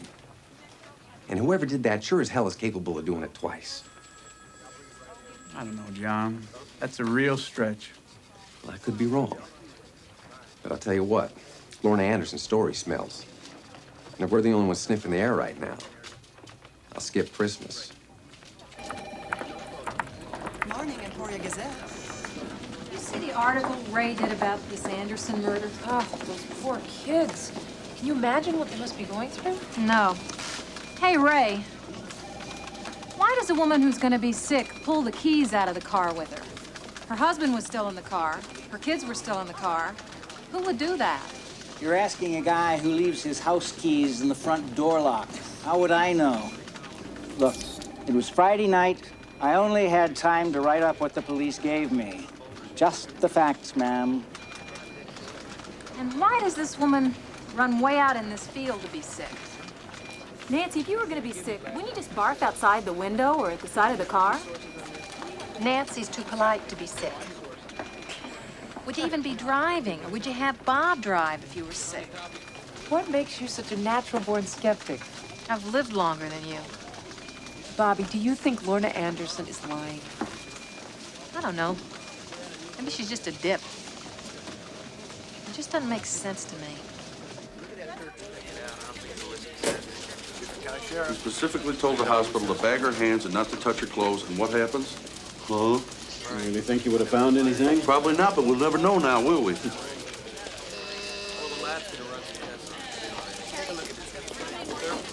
Yeah. Jack, Vern Humphrey calling from Lyon County, line 2. Vern, hello. Hey, Jack, hey. How's the club up north? Busy. I hear. Listen, I just ran across something that I think you should know about. Yeah? Seems this Lorna Anderson's chomping at the bit down here to collect her husband's life insurance. Lorna Anderson? Interesting. One other thing. This preacher fellow, Tom Bird. Uh-huh. His wife died down here 4 months ago under funny circumstances. Maybe you guys ought to come down here to Lyon County and pay us a visit. Yeah. Thanks, Vern. It would be easy to consume ourselves with hate for the person who did this thing. But I ask you today to turn your hate toward forgiveness. God's forgiven this person already, just as he forgave the centurion at the cross. Marty's gone. His struggle is over. What about us? Why stick around if it's so much better up there? That's a good question. And the only answer that I have is that the Lord has his own time for each of us. Until that time comes, I ask you one thing. I ask you to trust Jesus. Be strong, be steadfast, be unmovable in your faith. God loves you and is with you. He who is the way will show you the way.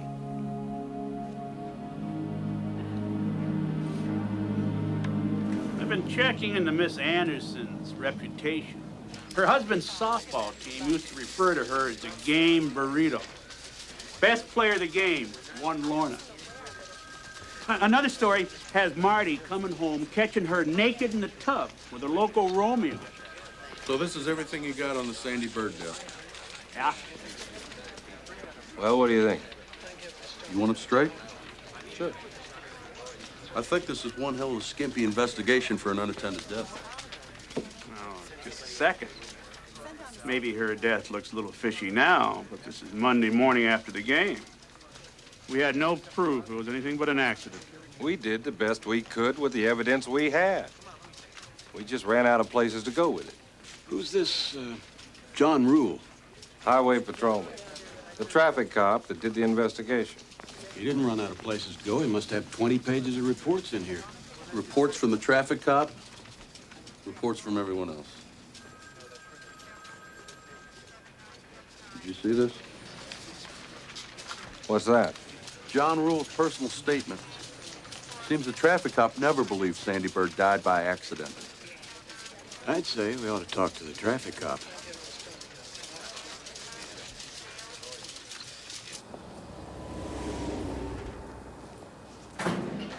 We shot these the day after Sandy died. These are the reports of the blood test, stomach contents. This is some more car stuff. I'm sorry about the language in my report and all. I've done 15 years of accidents, but I've only had an hour or so crime training. I'd say you paid attention in class.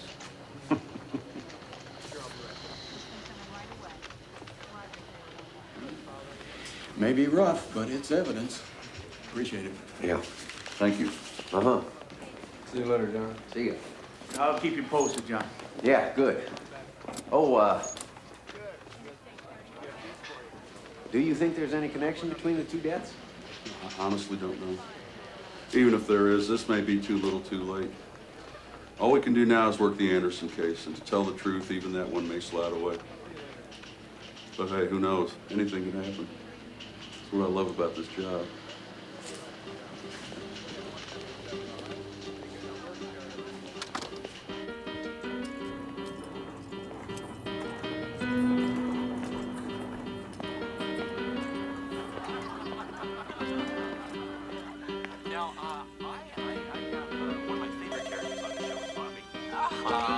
Kansas Crime Line. That's right. Uh-huh. Yes, I'm getting it. Are you certain?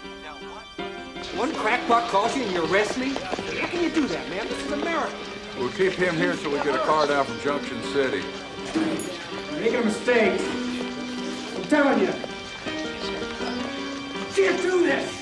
Anything they want you, man. Working from an anonymous tip, the Gifford County Sheriff Department today arrested Ronald Stark of Emporia, Kansas, in connection with the death of Martin Anderson. We're charging him with conspiracy to commit murder. We no longer consider robbery to be a motive. We expect no new arrests for the time being. If the charge was conspiracy, who did he conspire with? We have no further comment at this time. Thank you for your time. Okay, thanks.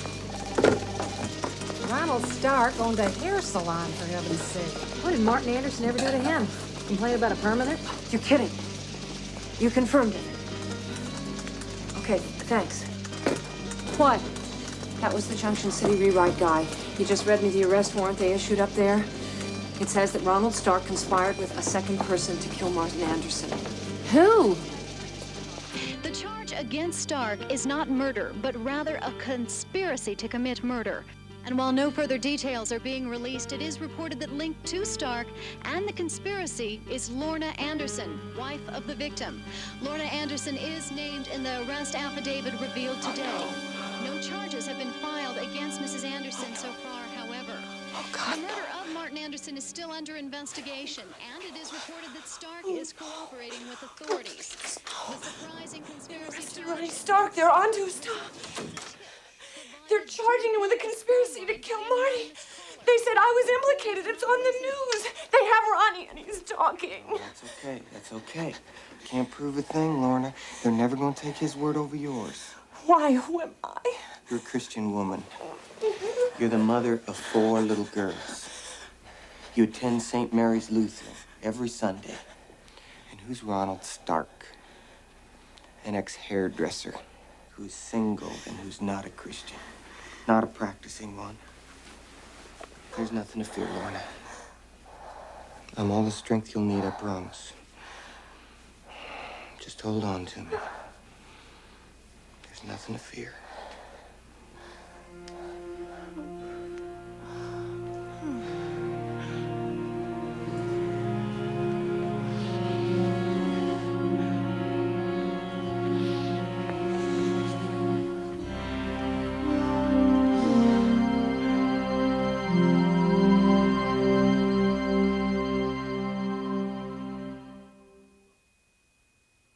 I didn't kill anybody! Ronnie. Your bacon's in the fire, son. Make it easy on yourself. Just tell us what happened. How many times do I have to go through this? I must have told you 1,000 times. I went out of business. I ran into Lorna. I felt sorry for her. I took her $5,000. I gave it to a guy I met at the plant who said he knew a hitman. We know what happened to the money. You gave it to your supervisor. He gave it to some yahoo in Mississippi who could spot a loser 2 states away, so he split with the cash. But we know they didn't kill Anderson. Well, I didn't either. Then who did? Not me! Who the hell does that leave?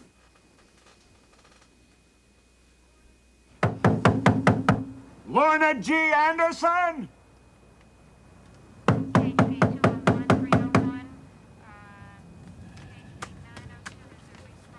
No one's home. Damn. Kind of like to have a suspect home when I'm executing a search warrant. Gives you a chance to ask surprise questions. Good work, bud. Go on, man. Kansas Bureau of Investigation?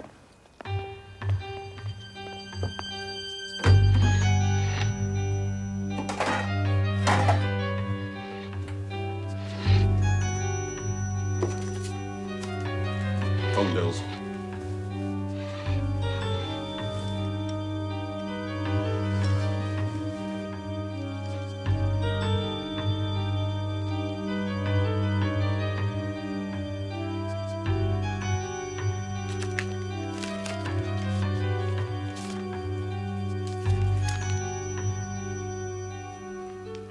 I hope time passes quickly until Saturday.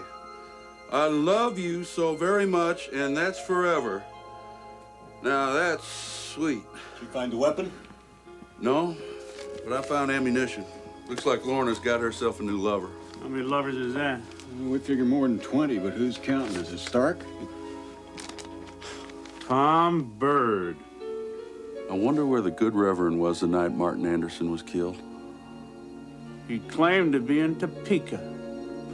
Funny how that's a lot closer to the murder scene than Emporia.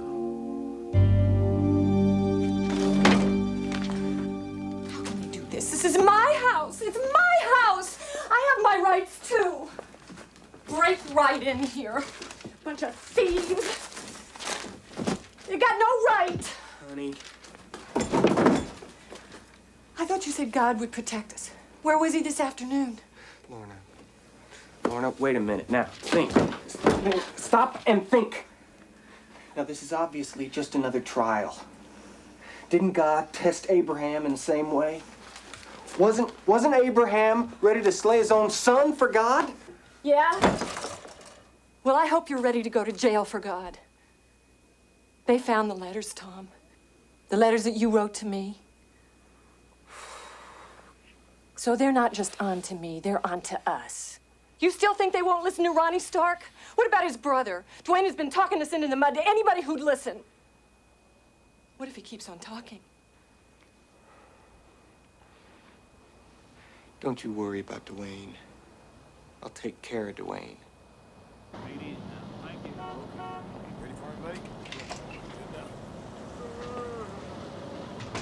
Well, look at the wind blew in. Hi, John, boys. Let you men go on inside. I'll be there in a minute. So you can talk about ripping birds? Go on. Getting too smart. Vern, I kind of hate dealing in rumors, but I wanted to ask you. Ted Shanks told me he heard you guys found some love letters from Tom Bird to Lorna. Any truth?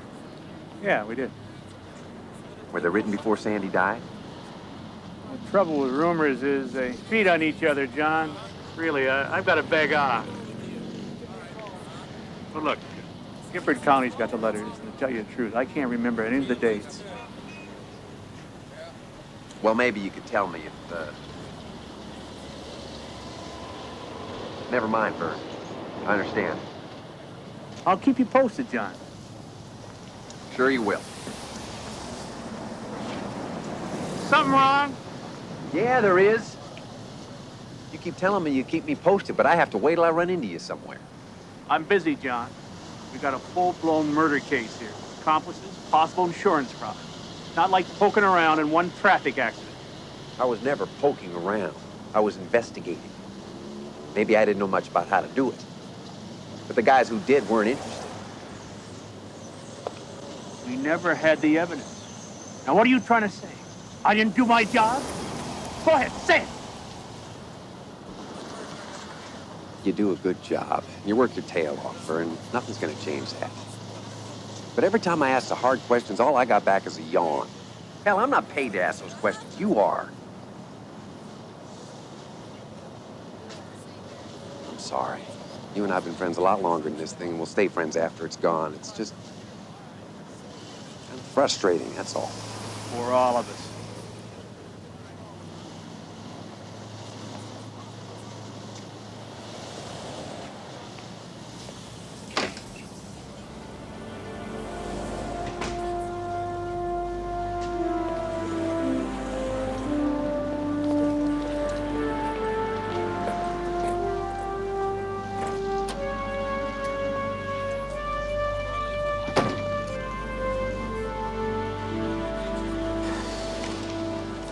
KBI 26, Lyon County.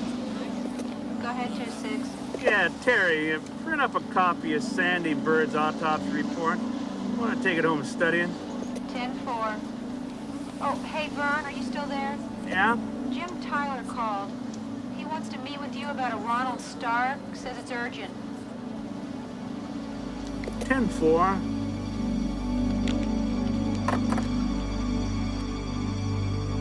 So, what's your handicap these days? My golf swing. What's yours? Same problem. This is some house. You know, Mama told me to go to business school. I should have listened. You want something to drink? It's too early. Have a seat. Vern, as you know, Joyce and I, we've known Ronnie Stark's family for years, and we're all kind of concerned about his situation. Personally, I'm worried that this conspiracy thing could turn into a murder charge against Ronnie. Yeah, could. Well, you may not be a scratch golfer, but I happen to know that you got some pull in Gifford County, and... Spit it out before you choke, Jim. Oh, what the hell. Ronnie's got a good lawyer. I just feel if there's anything I can do to smooth things over, I owe it to the Starks. I'm listening. I've got somebody I'd like you to meet. Come on in.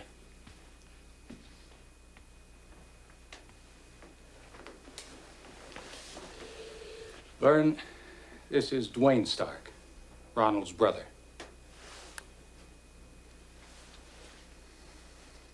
Go ahead, Dwayne. One day last May, I got a call from Lorna Anderson. She asked me to meet her at the St. Mary's Lutheran Church. I went, and she tried to hire me to kill her husband. Now, a deal was offered by Lorna Anderson and Reverend Tom Bird. Tom Bird asked you to kill Martin Anderson 6 months before Lorna asked your brother?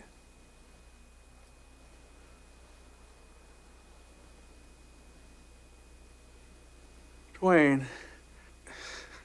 I'm not a suspicious guy by nature, but you wouldn't be making up a little story here, would you, to take a little heat off your brother? Bird asked me to kill Martin Anderson. He knows he asked me. How would I know? Because he wants to see me. He's been asking to meet with me. Private. Shut me up, I guess. You could listen in. Hear for yourself that what I'm telling you is the truth. Assuming we can make a deal for my brother. Well, now, that's an interesting proposition. Tell you what, I'll run it by Gifford County as soon as they get back from a business trip. No, you can't do this to me! He was my husband! No, don't let him take me! This is a mistake! Call my daddy! We'll be allowed a phone call now. Think you should do? Get in the car now. Watch your head.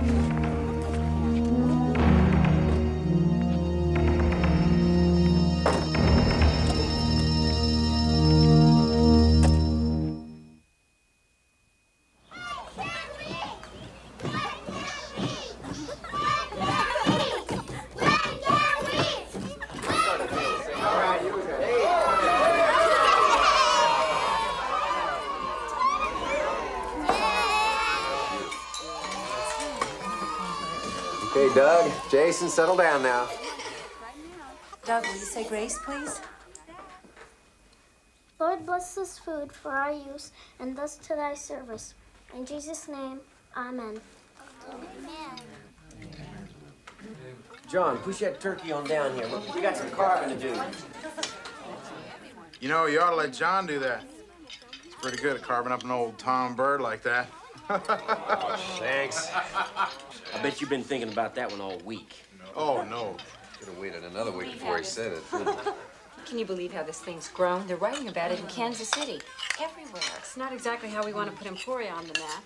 Well, at least they picked up Lorna and they closing in on the Reverend, right, John? I hope so. Heck, if it hadn't been for John, they wouldn't be thinking about Tom Bird at all. He's the only one who suspected much back when Sandy Bird died. Wonder what they're thinking now, huh, John? I don't really know what they're thinking, Ted. I wish I knew more. I reckon they're probably having some second thoughts about it. You bet they are. I'm not. My sister goes to St. Mary's Lutheran. I've talked to her and my neighbor. We don't think there's any way Tom Bird's guilty. We've heard he's a real good man. You know, Lorna feels the same way about him. Kyle?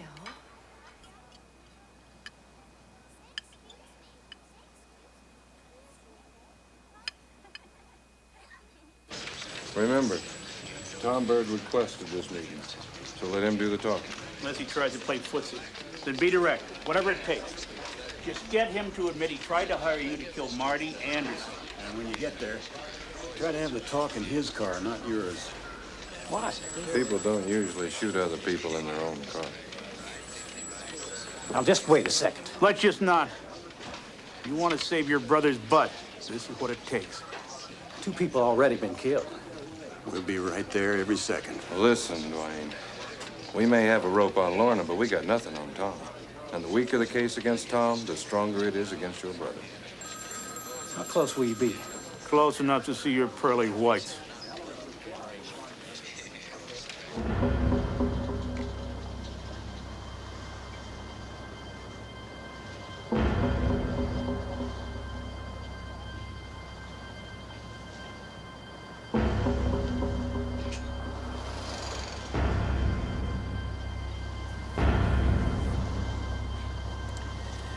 he's late.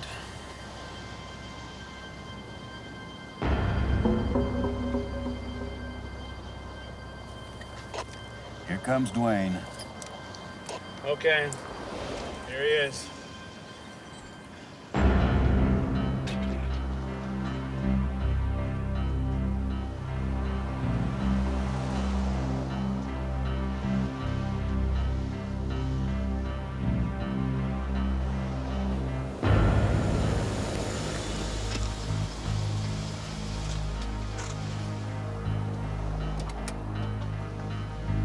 Uh-oh, he's getting in my car. Strike one.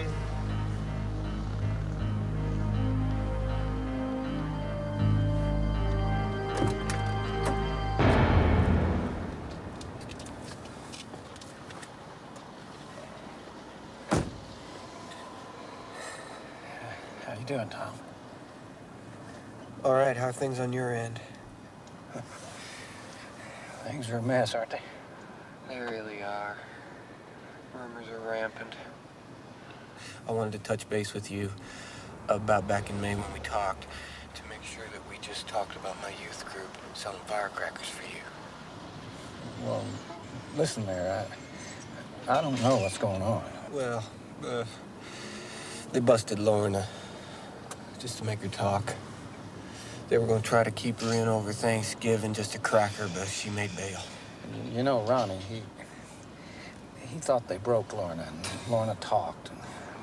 So he spilled his guts. No way she talked. No way. Those cops, those guys are good. They're dumb, but they're good. Well, I'm just glad I'm not in her shoes. I guess we ought to be glad we didn't follow through, huh? That's true. Like I said, I didn't want to have anything to do with it at the time. I'm glad I didn't have anything to do with it then. And now. I'm for not anything having to do with anything for the rest of my life, as far as I'm concerned. I think my wife dying was God's way of saying, you don't mess with that stuff, and I don't. This is crazy. They're dancing circles around each other. Why doesn't Stark ask him about the meeting? Sounds like he's trying to cover his own butt. Sounds like he's scared to me. I got 3 kids I gotta be with. I got Christmas coming up. I got a church. Dwayne, I'm just trying to exist. I'm trying to build back my life. So, I'll get back with you. Right, Tom? Yeah. No! Talk to you later.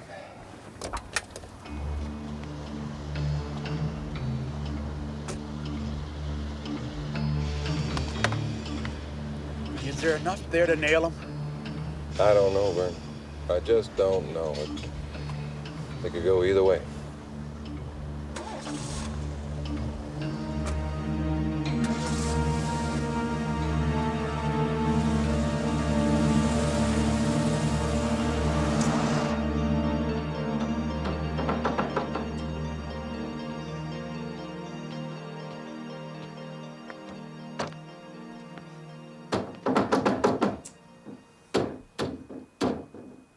Jason, what are you doing? Trying to lock the storm window. It's stuck.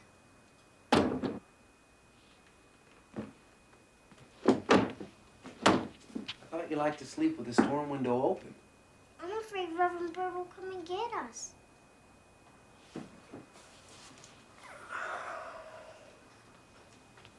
Reverend Bird's not going to hurt us.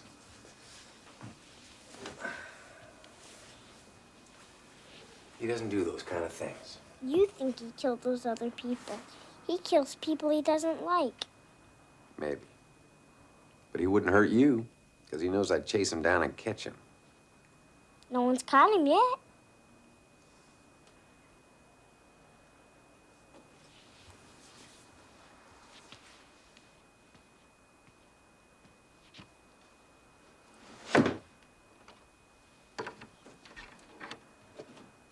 Good night, son. Good night.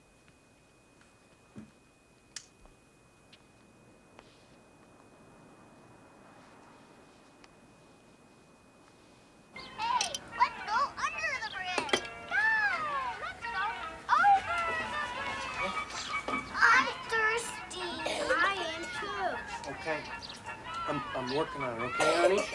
Just give Daddy a little break, okay?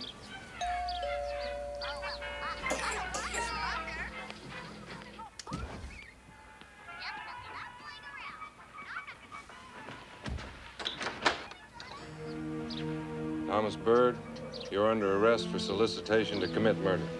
You have the right to remain silent. You have the right to an attorney. Anything you say may be used in the court of law against you. What's wrong, Daddy? Nothing, honey. These gentlemen just made a mistake. I can fix everything.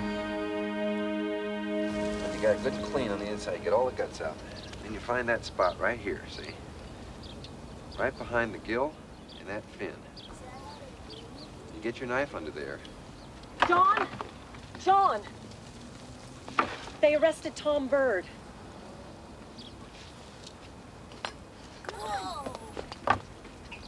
This is the scene outside the Lyon County Jail, where the Reverend Thomas Bird, minister of St. Mary's Lutheran Church in Emporia, is being held. Shocked and angered by Bird's arrest, these church members have gathered outside the Lyon County Jail to give their support to Bird, who they refuse to believe had anything to do with the death of Martin Anderson. According to Dwayne Stark, an Emporia contractor, the Reverend Bird and Lorna Anderson approached him weeks ago at St. Mary's Lutheran Church with at least 2 plans for killing her husband. One plan called for Martin Anderson to be drugged and killed by placing Anderson's unconscious body into his car and then pushing the vehicle into a local river. According to Stark, the Reverend Bird is to have described in detail a place near Emporia where a road curves as it approaches a bridge with a 50-foot drop-off. The Reverend Bird That's how and his Sandy Bird secretary died. also supposedly discussed an alternative plan in which a robbery would occur in the Anderson house. Pastor Bird is overwhelmed by your outpouring of support, by those of you who gave your own money to help him post bail, and by those of you who even offered to mortgage your homes that he be set free. But now, sadly, the time has come when we must reach deep in our hearts and ask ourselves if Pastor Bird has the time, the energy, and the moral authority to continue to lead us in worship and in our spiritual lives. He has told me he does not wish to abandon you and wants to continue his ministry. Before we vote, he has asked to make a statement. Pastor.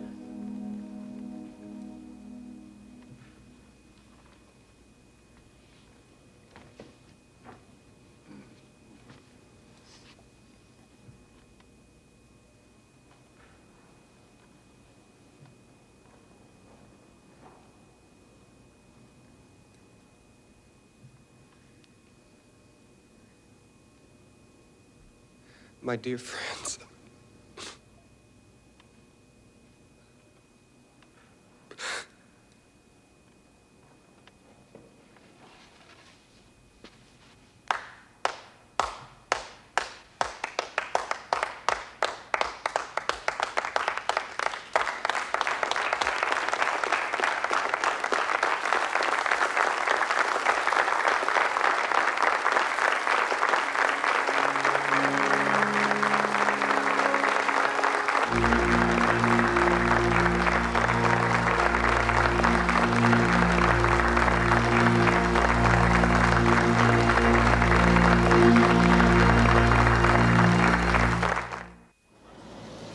Finally, Lyon County, Kansas today will start to decide whether Minister Tom Bird conspired to kill Martin Anderson.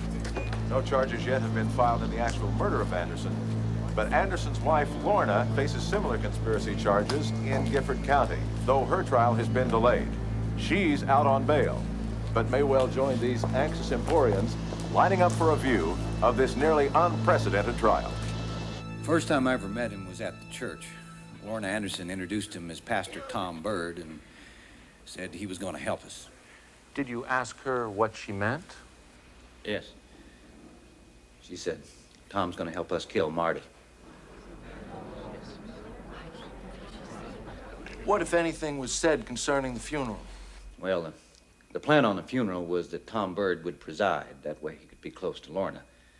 And since he was the minister, no one would suspect him. Lorna asked me if I wanted to be a pallbearer. I told her no way.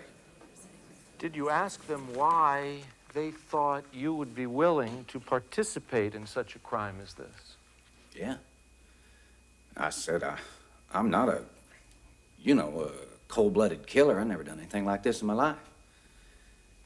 And Tom Bird said, neither have I. I'm a man of God, but I'm going to kill Martin Anderson. There was a sparkle in their eyes when they talked to each other. I felt an electricity in the air. I saw a physical attraction. I saw devotion on the part of Lorna. If you would, please state your full name for the record. Lorna Gale Anderson. Are you acquainted with an individual by the name of Thomas P. Bird? The question calls for privileged information against self-incrimination. Did you have a meeting with Thomas P. Bird and Dwayne Stark in May of 1983 at St. Mary's Lutheran Church? The question calls for privileged information against self-incrimination.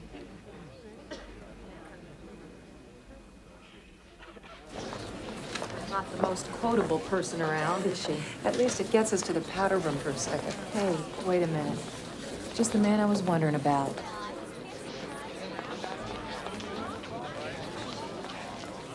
Finally pick up the ball on that. Aren't you the man who investigated the Sandy Bird accident? John Rule, right? Yeah? I'm Bobby Burke, and this is Nancy Horst from the Gazette. That's right, I remember. This is my wife, Lorraine. Hi. Hi. So, what do you think about the trial? Well, I don't know. I've been at work. Lorraine was just bringing me up to speed. You know about the 2 murder plans Dwayne Stark said Bird came up with? Yeah? Did you happen to notice one of those plans was almost like the way Sandra Bird died?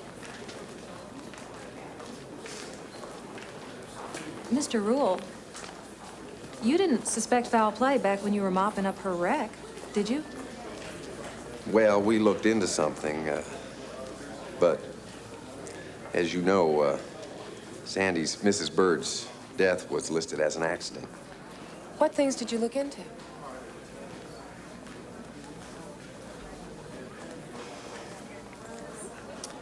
Well, I'm not sure I can really say anything.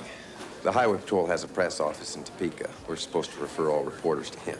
Maybe you could just We say better that... take our break and get back. Thanks very much for your time, John. Bye. What's going on? You're the one who went charging in, both barrels blazing. We're fishing, kiddo. Whatever Mr. Rule's got to tell, he's not gonna bite till he's ready. If you say so. Been doing it longer than I have. Watch it. I've always been a little goosey around the press, but I never wanted to talk so bad in my life. Fry! You better watch what you say about Pastor Bird. You'll kill him! What's going on here? All right, lady, come on, let's go. Come on. Stop it! Get her out of here. I know you're jealous!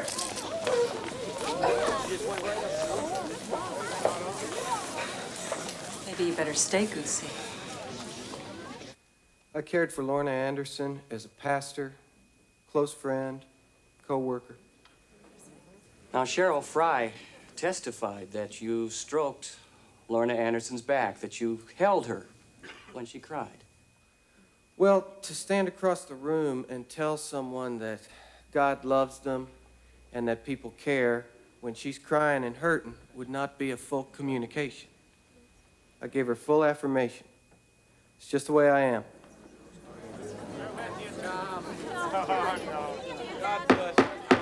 I would remind the gallery that they are guests of the court. If they cannot conduct themselves in an appropriate manner, they'll be asked to leave. Continue, counsel. Now, Pastor Bird, about these cards that you wrote to Mrs. Anderson shortly after her husband's death. Now, what did you mean when you wrote, I love you, and I'm confident of the future, and that makes the present okay. Take care of the kids. Love you always, Tom. It meant that I was committed to care for her as long as she needed the care. that her feelings of abandonment would pass. And you are so very special. I hope time goes fast until Saturday evening. I love you so very much, and that's forever, Tom. It meant that she was a very special person, as everyone is, and that I felt great commitment in caring for her. I was talking about her self-esteem.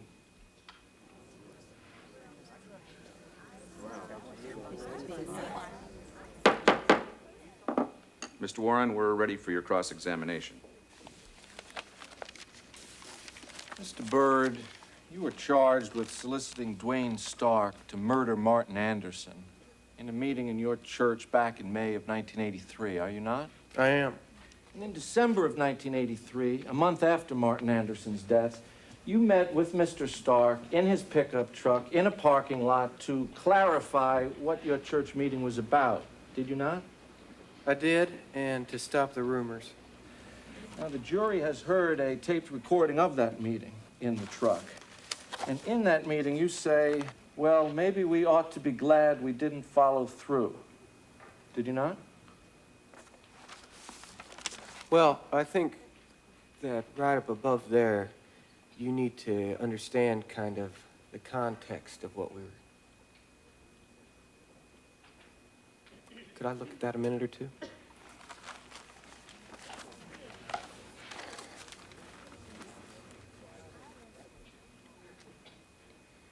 Well, at one point, Dwayne and I had discussed the fact that Marty used to beat Lorna.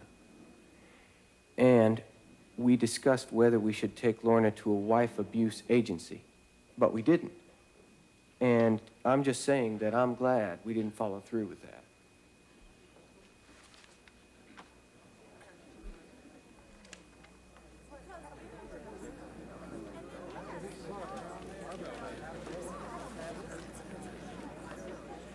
And so it's abundantly clear, ladies and gentlemen, that the prosecution's entire case is based on the testimony of one man, Dwayne Stark, who was greatly interested in clearing his brother Ronald's name. Now, who can believe that anyone would be so stupid as to propose such a preposterous murder plan in an open church to a stranger whom he had met only 5 minutes earlier? Now, the rest of the slanderous testimony has to do with the supposed love affair between Tom Byrd and Lorna Anderson, which never existed. Now, the love that he felt for her was the Christian love that is shared between pastor and parishioner. And I submit to you that Thomas Byrd, a Christian, is wholly innocent of the criminal charge before him.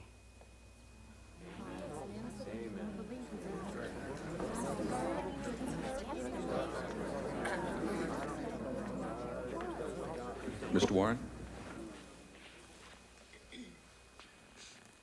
Who would be so stupid to propose such a plan? The same person who could be so stupid as to think that you would swallow the outrageous explanations you heard in this courtroom. You heard the testimony that Martin Anderson's life was insured for more than $300,000. You heard witness after witness establish Tom Byrd's illicit love affair with Lorna Anderson. Now, why would this man try to plot the death of another? For reasons as old as the Bible itself, ladies and gentlemen. For love and money.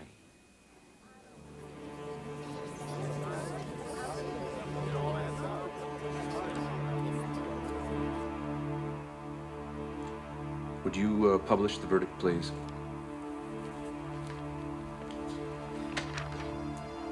State of Kansas versus Thomas P. Byrd, case number 84, CR 111. We, the jury, in the above entitled case, do find the defendant guilty. No! Signed by the foreman.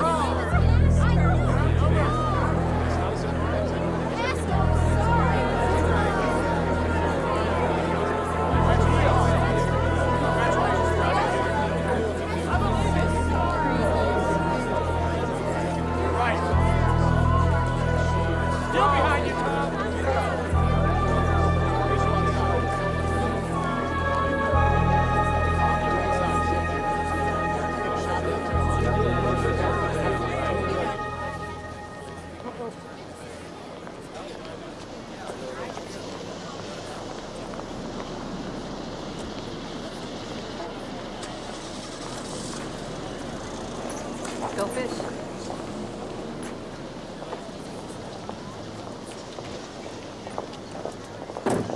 Any comment, Trooper? There's not much I can add. Do you think justice was served today? Well, Bird was convicted for trying to hire someone to murder Martin Anderson. He'll get what, 5 to 10? He's a minister, so he'll be out on parole in 2 years. Is that justice? Sure, for conspiracy. Mr. Rule, please. Do you think that Tom Bird had something to do with his wife's death?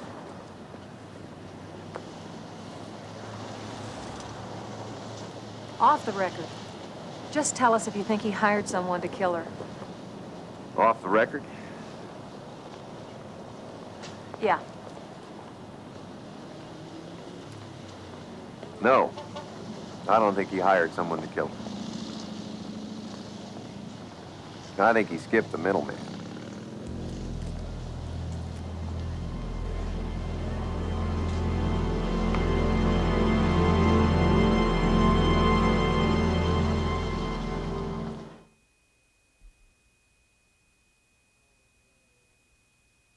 It was all a dream, Lorna.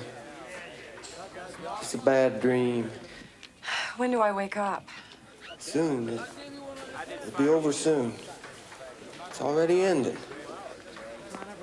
Look at the good side. You got a nice new house in Hutchinson. Thanks to a loan from Daddy. Well, new house is a heck of a lot better than prison. Oh, I'm sorry. This is just a temporary setback. In fact, it's not even a setback. It's a new chance For what? to heal, to make plans. But how long are you gonna be there? Lorna, I swear to you, I'll be out of here in a year. Everyone will have forgotten about us. We'll be back together. I promise. So, in light of Tom Bird's conviction, is Lyon County now investigating Sandra Bird's death? There is an ongoing investigation into the Sandra Bird death, but I am not at liberty to discuss the particulars. How long do you expect the investigation to take? It should be concluded within a matter of weeks. But it's already been 14 months. Why wasn't foul play suspected at the time of the accident? What we knew then is one thing. What we know now is another. Thank you, Bobby.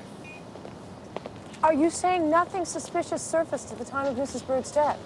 The highway patrol worked the case as a traffic accident. Yeah, there were some questions raised, but there were simply no facts to indicate it was anything other than an accident. Okay, Mr. Rule, how do you like that? Nothing to indicate it wasn't an accident. What the hell's he talking about? Let me have a talk with that man. John, please, when is this going to end? You have become as obsessed as Tom Bird. How can you say that? How can I say that? When every time this case comes up, you're storming around the house you're sullen for a week? When every time we go out for dinner or a drink, people come up to you, they ask you what you think, and you take a nosedive again? Sandy Bird was murdered, Lorraine. And the man who did it spent a couple of years in prison, and he's calling his lover every day. You think that's justice? No, I don't. But you tell me, what good does dressing down Sheriff Buckley do? You think that finally, after all this time, they're going to say, hey, John, good buddy, you've been right. We've been idiots. Look, it really looks now like they're investigating her death. If you go down there now and get everyone's back up, it's just going to make it that much harder for them to admit their mistakes. John, they don't care what you thought. They just don't want to be wrong. Cool it a little longer, okay?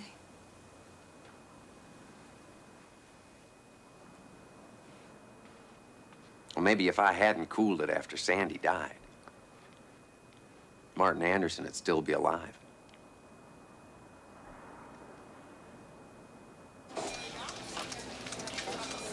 Hi.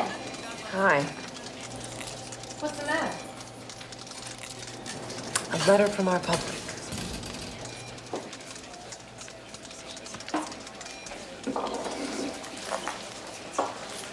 Dear Woodward and Bernstein, where do you guys come off with your articles after crucify Tom Bird? A lot of good Christian people out here believe in him. We've written your publisher that we are canceling our subscription because of you. We thought this was the Emporia Gazette, not the Washington Post. Hey, we're talking conspiracy, murder, hitmen, adultery, and possible incompetence in public office. What's Washington got that we don't? What if they're right, Bobby? They're not right, honey.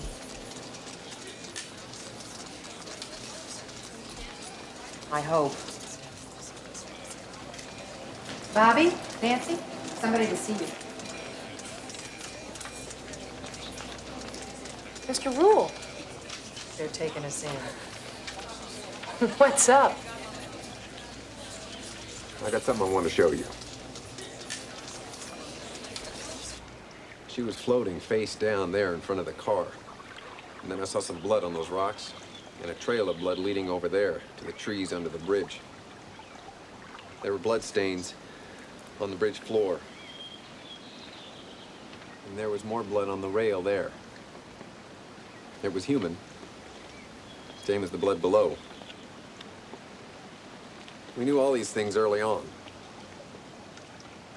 We knew there was no alcohol in her blood. We knew there was no water in her lungs. We knew there were no skid marks on the road. There was no accident. What do you really think happened? I only came to you to set the record straight about the investigation. We agreed this would be off the record. We haven't abused that so far. Just for us, John, what do you really think happened? Okay. Of course, I'm only speculating. But I think Tom Bird invited Sandy out here on the bridge. Then he clubbed her in the head repeatedly. I think she reached up, trying to shield herself, trying to stop the blows, because she couldn't defend herself anymore. And he shoved her over here against the rail, trying to throw her off. I think she probably managed to grab it, hanging on, pleading with him, till he kicked her.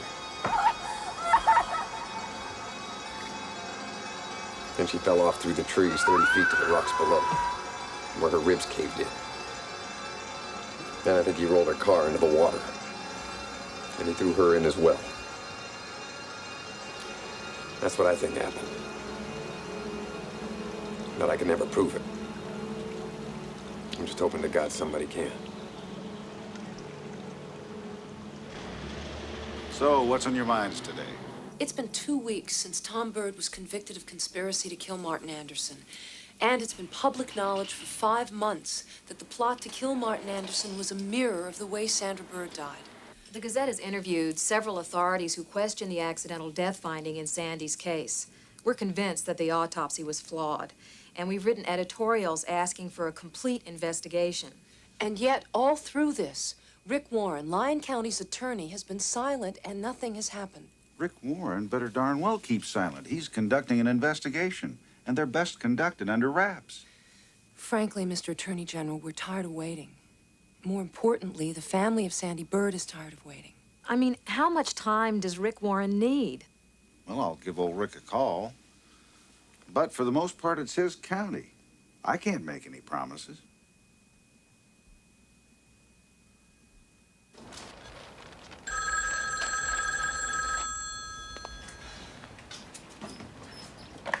Hello. Hi. Tom, oh, Tom, I don't know what to do. Marty's insurance company won't pay until they see what happens in my conspiracy trial. Well, that's okay. It'll come. It won't come. My lawyer keeps putting off my trial. We're never going to get the money. No, I'm sure he's doing what's in your best interest. Money's not going to do you a heck of a lot of good if you get sent to jail. Take it from an expert. I'm so lonely without you. I can't bear it much longer. Patience has never been one of your virtues. Have you been to church lately, sweetheart? I think maybe you ought to just go to church just to be with God. Don't you think? Yeah.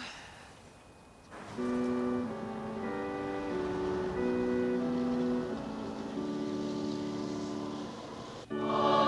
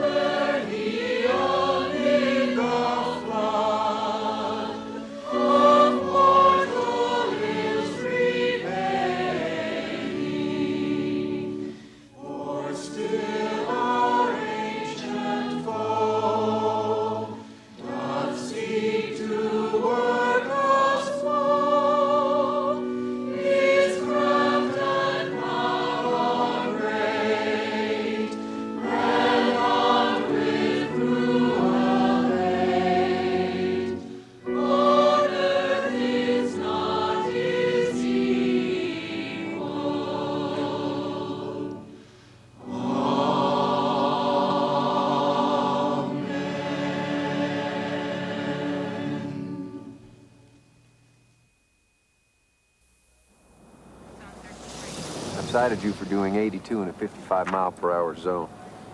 By signing, you're not admitting guilt, just acknowledging receipt of the ticket.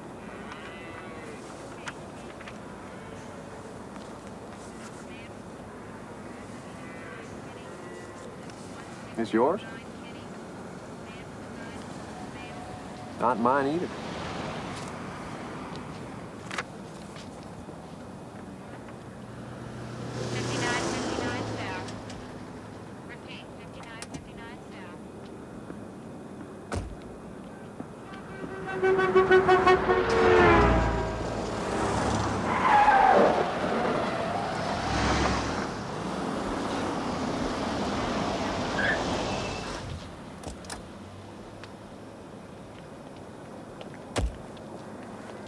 Nice turn you made there, Vern. Well, good news travels fast. I just wanted to personally tell you that the Lyon County attorney ordered a new autopsy on Sandy Bird. Must begin to think old Rick Warren was never going to make a move. Now, Rick got a bad rap. He's had us investigating this case a long time, John. Longer than you know. Yeah. Well, maybe if I'd known a little more. Maybe there was some folks thought reopening the case was like admitting they hadn't done it right in the first place. Maybe that's what took them a while to come around. You know, Vern, I really appreciate you coming out to tell me. In fact, I'm so grateful I'm not going to ticket you for that illegal U-turn you pulled over there. John, you're a hell of a man. Won't happen again.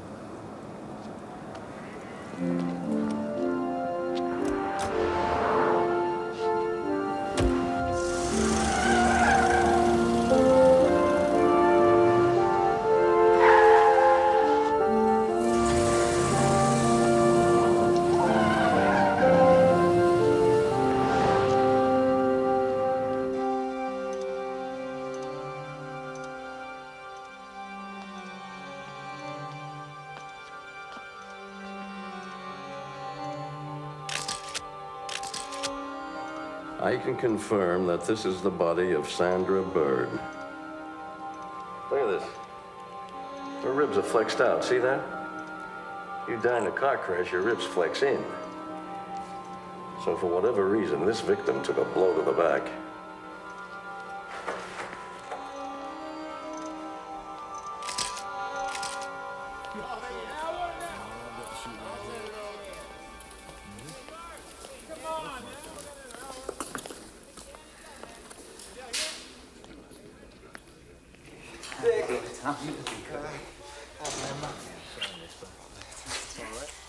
Ooh, God bless you.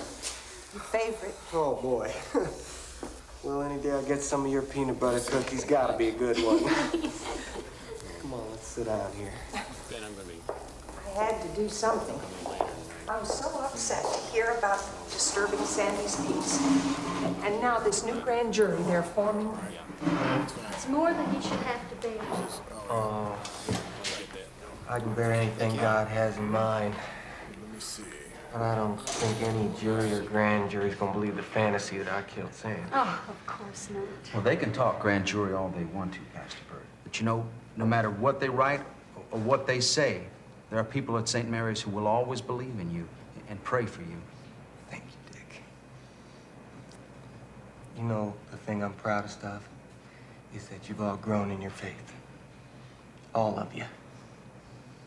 God has his plan. Never doubt it. Well, look what he's done for Lorna. Sending her a little bit of happiness right now. Philip Jordan must be a saint. We're so happy for her. Why's that? Well, Lorna married a Mr. Jordan. Someone from her new church. Didn't you know?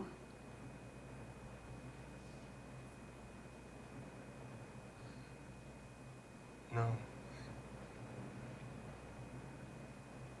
Oh, that's just wonderful news, isn't it? Praise Jesus.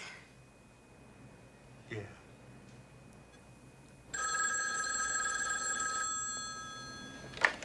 Hello? Lorna, this is Bobby Burke with the Emporia Gazette. We just heard some news we'd like to confirm concerning your engagement to a Philip Jordan. Just a second, please. It's the Emporia Gazette. Well, actually, we're already married. He's a wonderful person. What about your trial? He believes totally in my innocence. And we're going to start a whole new life together as soon as all this mess is over. Where did you meet? In church. It's just so beautiful. I found God. Really? Again?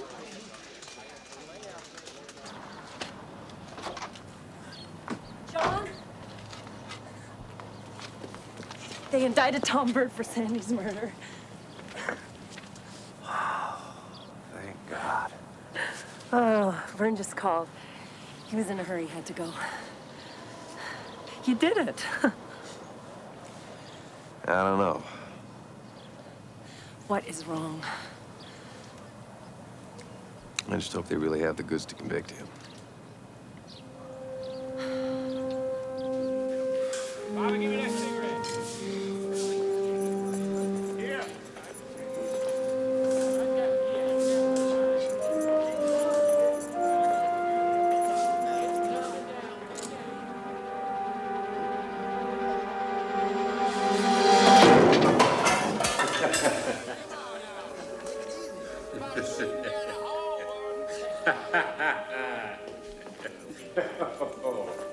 Hey, Bird. I hear you're going back to trial. You've done enough time in a courtroom to be a lawyer by now. No. I'll be getting a lawyer, Lester. A new one. The best. Don't you worry. We learn through adversity. The strong survive.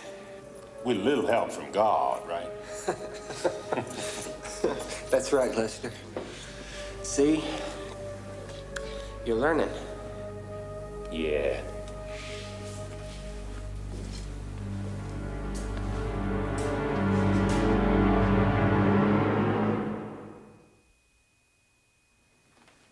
Why do I feel like I'm going to church?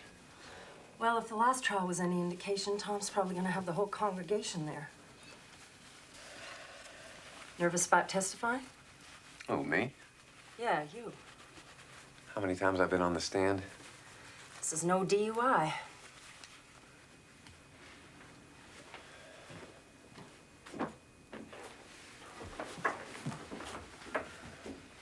I'm sorry.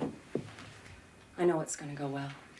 If I can just get the jury to see it the way I saw it, he won't get off. I know it. Lorna said she was taking short trips to Wichita and Topeka with Tom Bird. Did she give a reason for these trips? So they could spend afternoons together in motel rooms. Did she say anything regarding the afternoons in motel rooms with Tom Bird? She said he was pretty good in bed for a minister. Did she say anything else regarding her relationship with Tom Bird? She said, Tom and I are getting much more involved with each other. We're very much in love, and I know it sounds really awful, but sometimes I just wish something would happen to Marty and Tom's wife so we could be together forever. How did you come to be acquainted with Tom Bird? He lived right next door to me. And where was that residence? Lansing State. The Pen. Did you two have any conversations? We wasn't close friends. Like I said, we lived, well, you know, my bunk was right next to his'n. We talked pretty near every night and every day. What did the defendant say concerning his wife's death? He said he had conspired with Lorna Anderson to have his wife killed. Did he say anything else about his relationship with Lorna Anderson? Oh, yeah. He said him and her had an affair going for, I think it was 2, 3 years, something like that.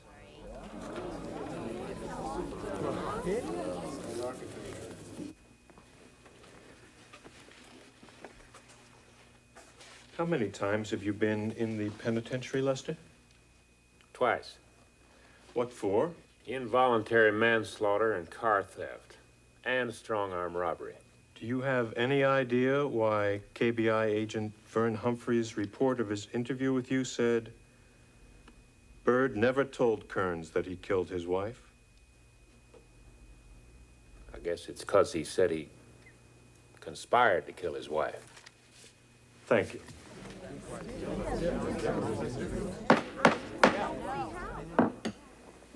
Mr. Warren. The state would like to call John Rule, Your Honor.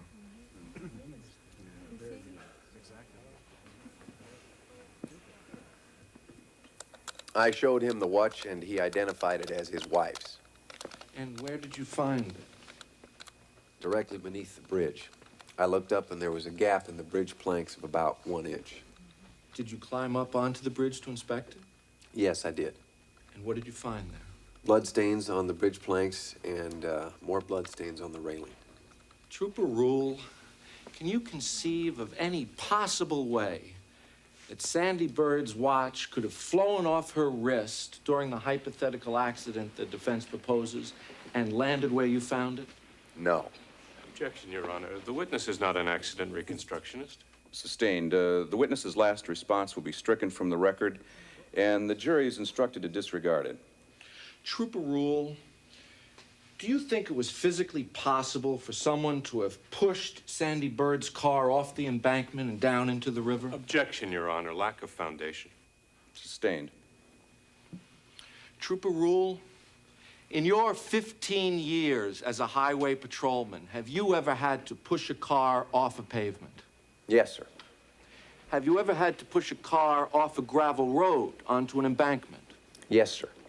It happens several times a month. Do you think it was physically possible for someone to have pushed Sandy Bird's car off the embankment and into the river? Objection.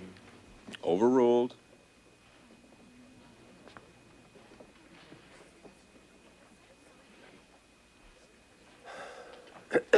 I believe it was possible, yes. There was no braking of any kind. Just the track of the car, which was obviously rolling freely. Do you think this was an accident? Objection. No. His opinion is irrelevant. Sustained. Strike the witness's response. Could the evidence observed at the scene have been created by an accident? Objection, Your Honor. May we approach the bench? Please.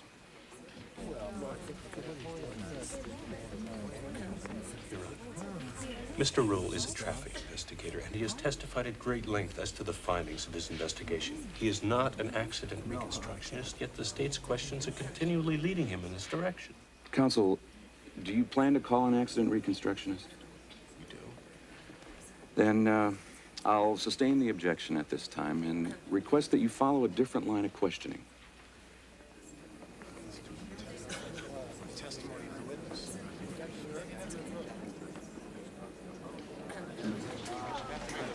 You did great. Yeah, I don't know. John, your testimony was very effective. Damaging is the word. See? I'm not so sure. That defense attorney's sharp. Well, we got one thing going for us. What's that? Tom Bird. He practically convicted himself last time. He'll pull through again. Now, unless his attorney won't let him testify. Don't you have a deadline? We'll see you tomorrow. Bye. Bye. Come on, honey, we better go.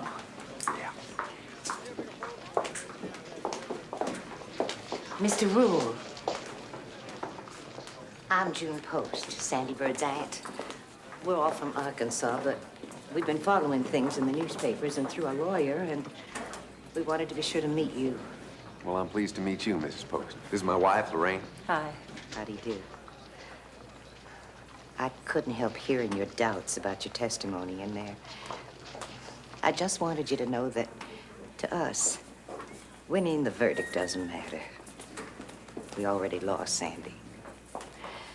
What matters is that finally, everything possible has been done to answer the questions about her death. And for that, we thank you. And Sandy's children. They're not old enough now, but someday they'll thank you too. very much. Goodbye, Mr. Rule.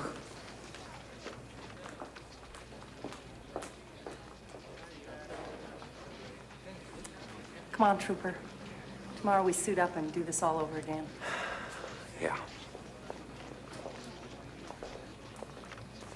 An accident is out of the question.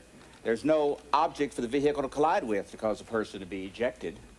If the driver's door was torn off and the car plunged down the embankment, would a driver who was not secured by a seatbelt tend to fall from the vehicle? Yes, the driver could separate from the vehicle. What a bunch of bull. Dr. Eckert, were the injuries which you noted on the body of Sandy Bird consistent with ejection from an automobile as the defense contends? No. What is your opinion as to how the head and arm injuries were received? Blunt trauma by a blunt object. They were defensive injuries. What do you mean by defensive injuries? When someone is confronted with a weapon, they will try to defend themselves, possibly like this or like this, and in the process, could injure the wrists, the back of the arms, or the head. Did Sandy Bird have any such injuries? Yes, she did. Her injuries were consistent with this type of defensive action. Dr. Brockman, do you know what defensive wounds means? Quite frequently encounter them. Based on your examination of the photographs and the 2 autopsy reports, is there any evidence of defensive injuries? I saw none, no. But there were injuries to the lower arms and the wrists, as the pathologist for the state testified. But they were on the thumb side. It'd be a little hard to get injured on that side when reacting in a defensive manner. No, those injuries were entirely consistent with falling from the car. Dr. Brockman, you never actually examined Sandy Bird's body, did you? Nope. I saw the photographs and read the reports. Thank you.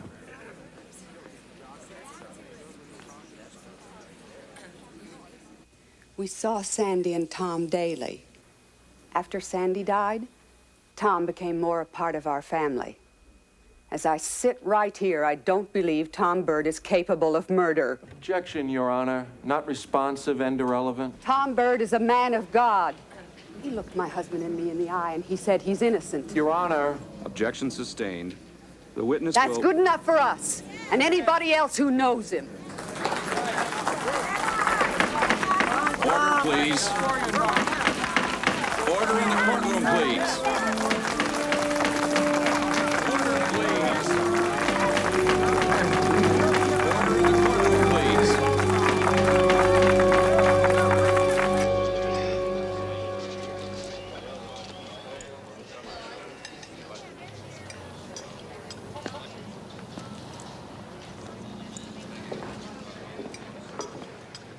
Well, bad news. What?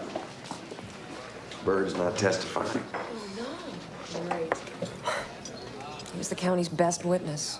That's what his lawyer finally figured out. Well, now, where does that leave the trial? I mean, all the expert witnesses just seem to cancel each other out.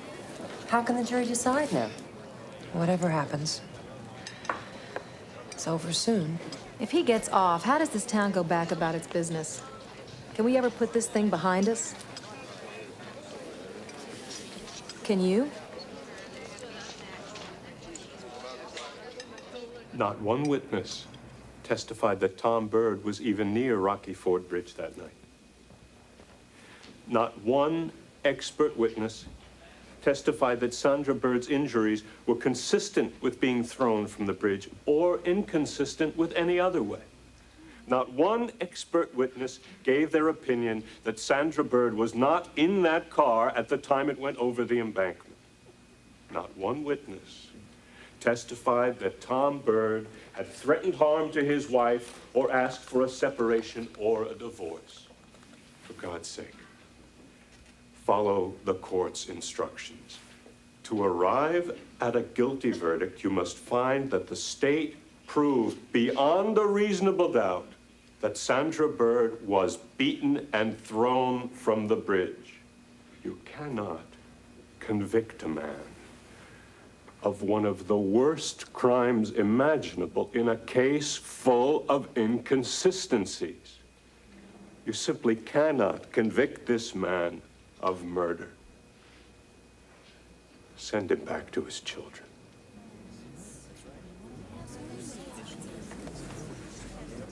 When Judge Strickland instructed you, he told you you don't leave your common sense at home. You apply your common sense to the facts.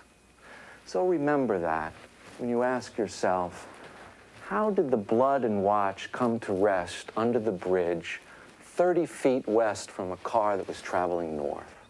And how did the blood get smeared on 5 feet up on the tree and on top of the bridge? We proved Sandy Bird's body fell from the bridge to the tree, to the ground, and then was dragged to the river. We showed you the trail of blood. You know how Tom Bird got back to the church. He ran. He told the authorities he jogged that night. So why did he come home in his coat and tie? There was no shower at the church.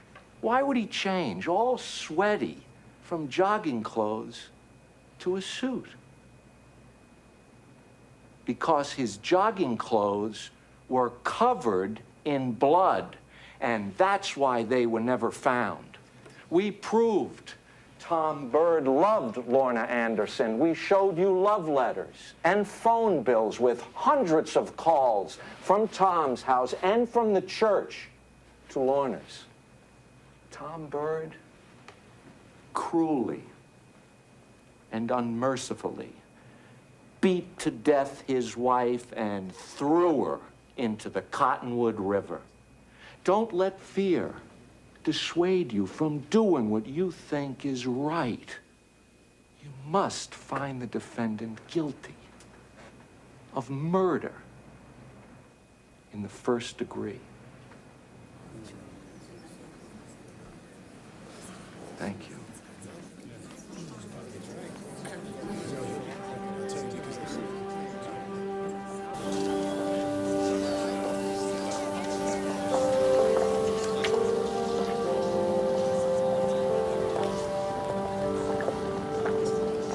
So you're gonna hang around tomorrow, see if there's a verdict? Nah. It'll be a month of Sundays before they get it all sorted out.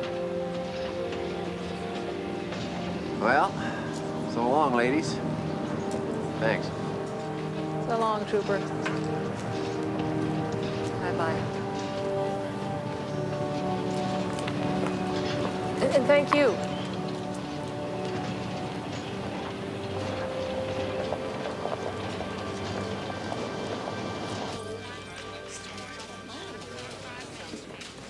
John, what the hell are you doing here? Working. I don't want to have to back up to the pay window next month. I thought you'd be over at the courthouse. Yeah, no sense hanging around there until I got something to say. Never let it be said I don't stay in touch. Jury's coming back, John. It's only been half a day. They're back.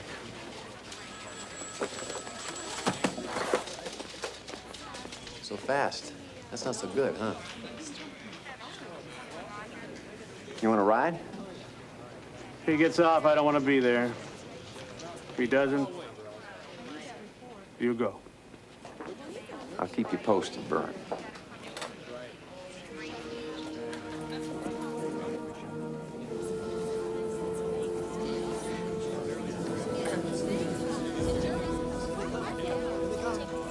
Holding up all right? Yes.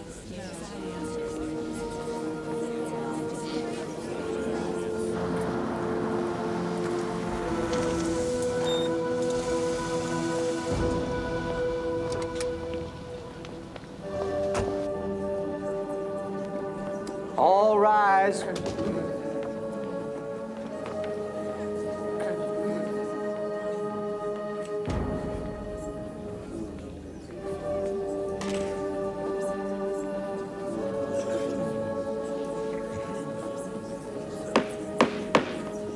May we have order, please? Counsel, are you satisfied with the presence of the jury? Yes, Your Honor. Yes, Your Honor. Has the jury reached a verdict? Yes, sir, we have. Is the verdict unanimous? Yes, it is. Bailiff?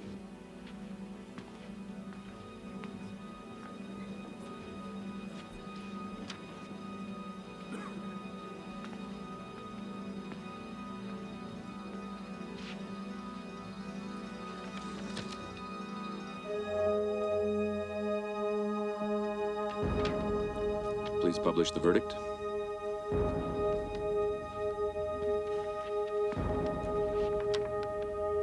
State of Kansas versus Thomas P. Byrd. Case number 85 CR 55. We, the jury in the above entitled case, do find the defendant guilty.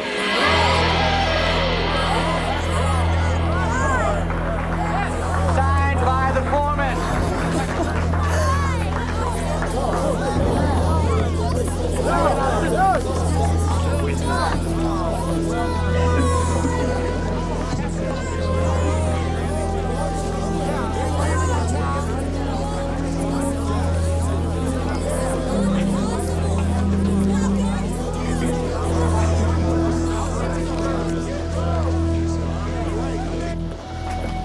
It's unbelievable. It is just unbelievable. I didn't think they'd really do it. Believe it, honey. Believe it.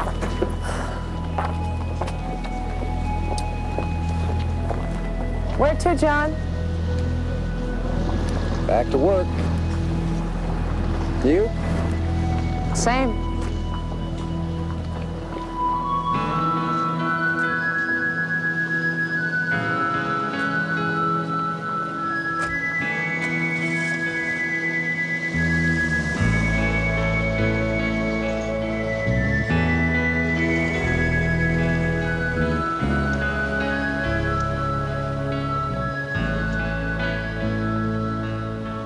John Rule still works for the Kansas Highway Patrol and has been promoted. Tom Byrd is currently serving a life sentence for the murder of his wife, Sandra. Custody of the Byrd children has been awarded to Sandra's brother. Lorna Anderson pleaded guilty to criminal solicitation in connection with the death of her first husband, Martin. She is serving 5.5 to 18 years in prison and is eligible for parole in 1989. Her children have been adopted by her new husband. Martin Anderson was killed in 1983. Charges have yet to be filed for his murder.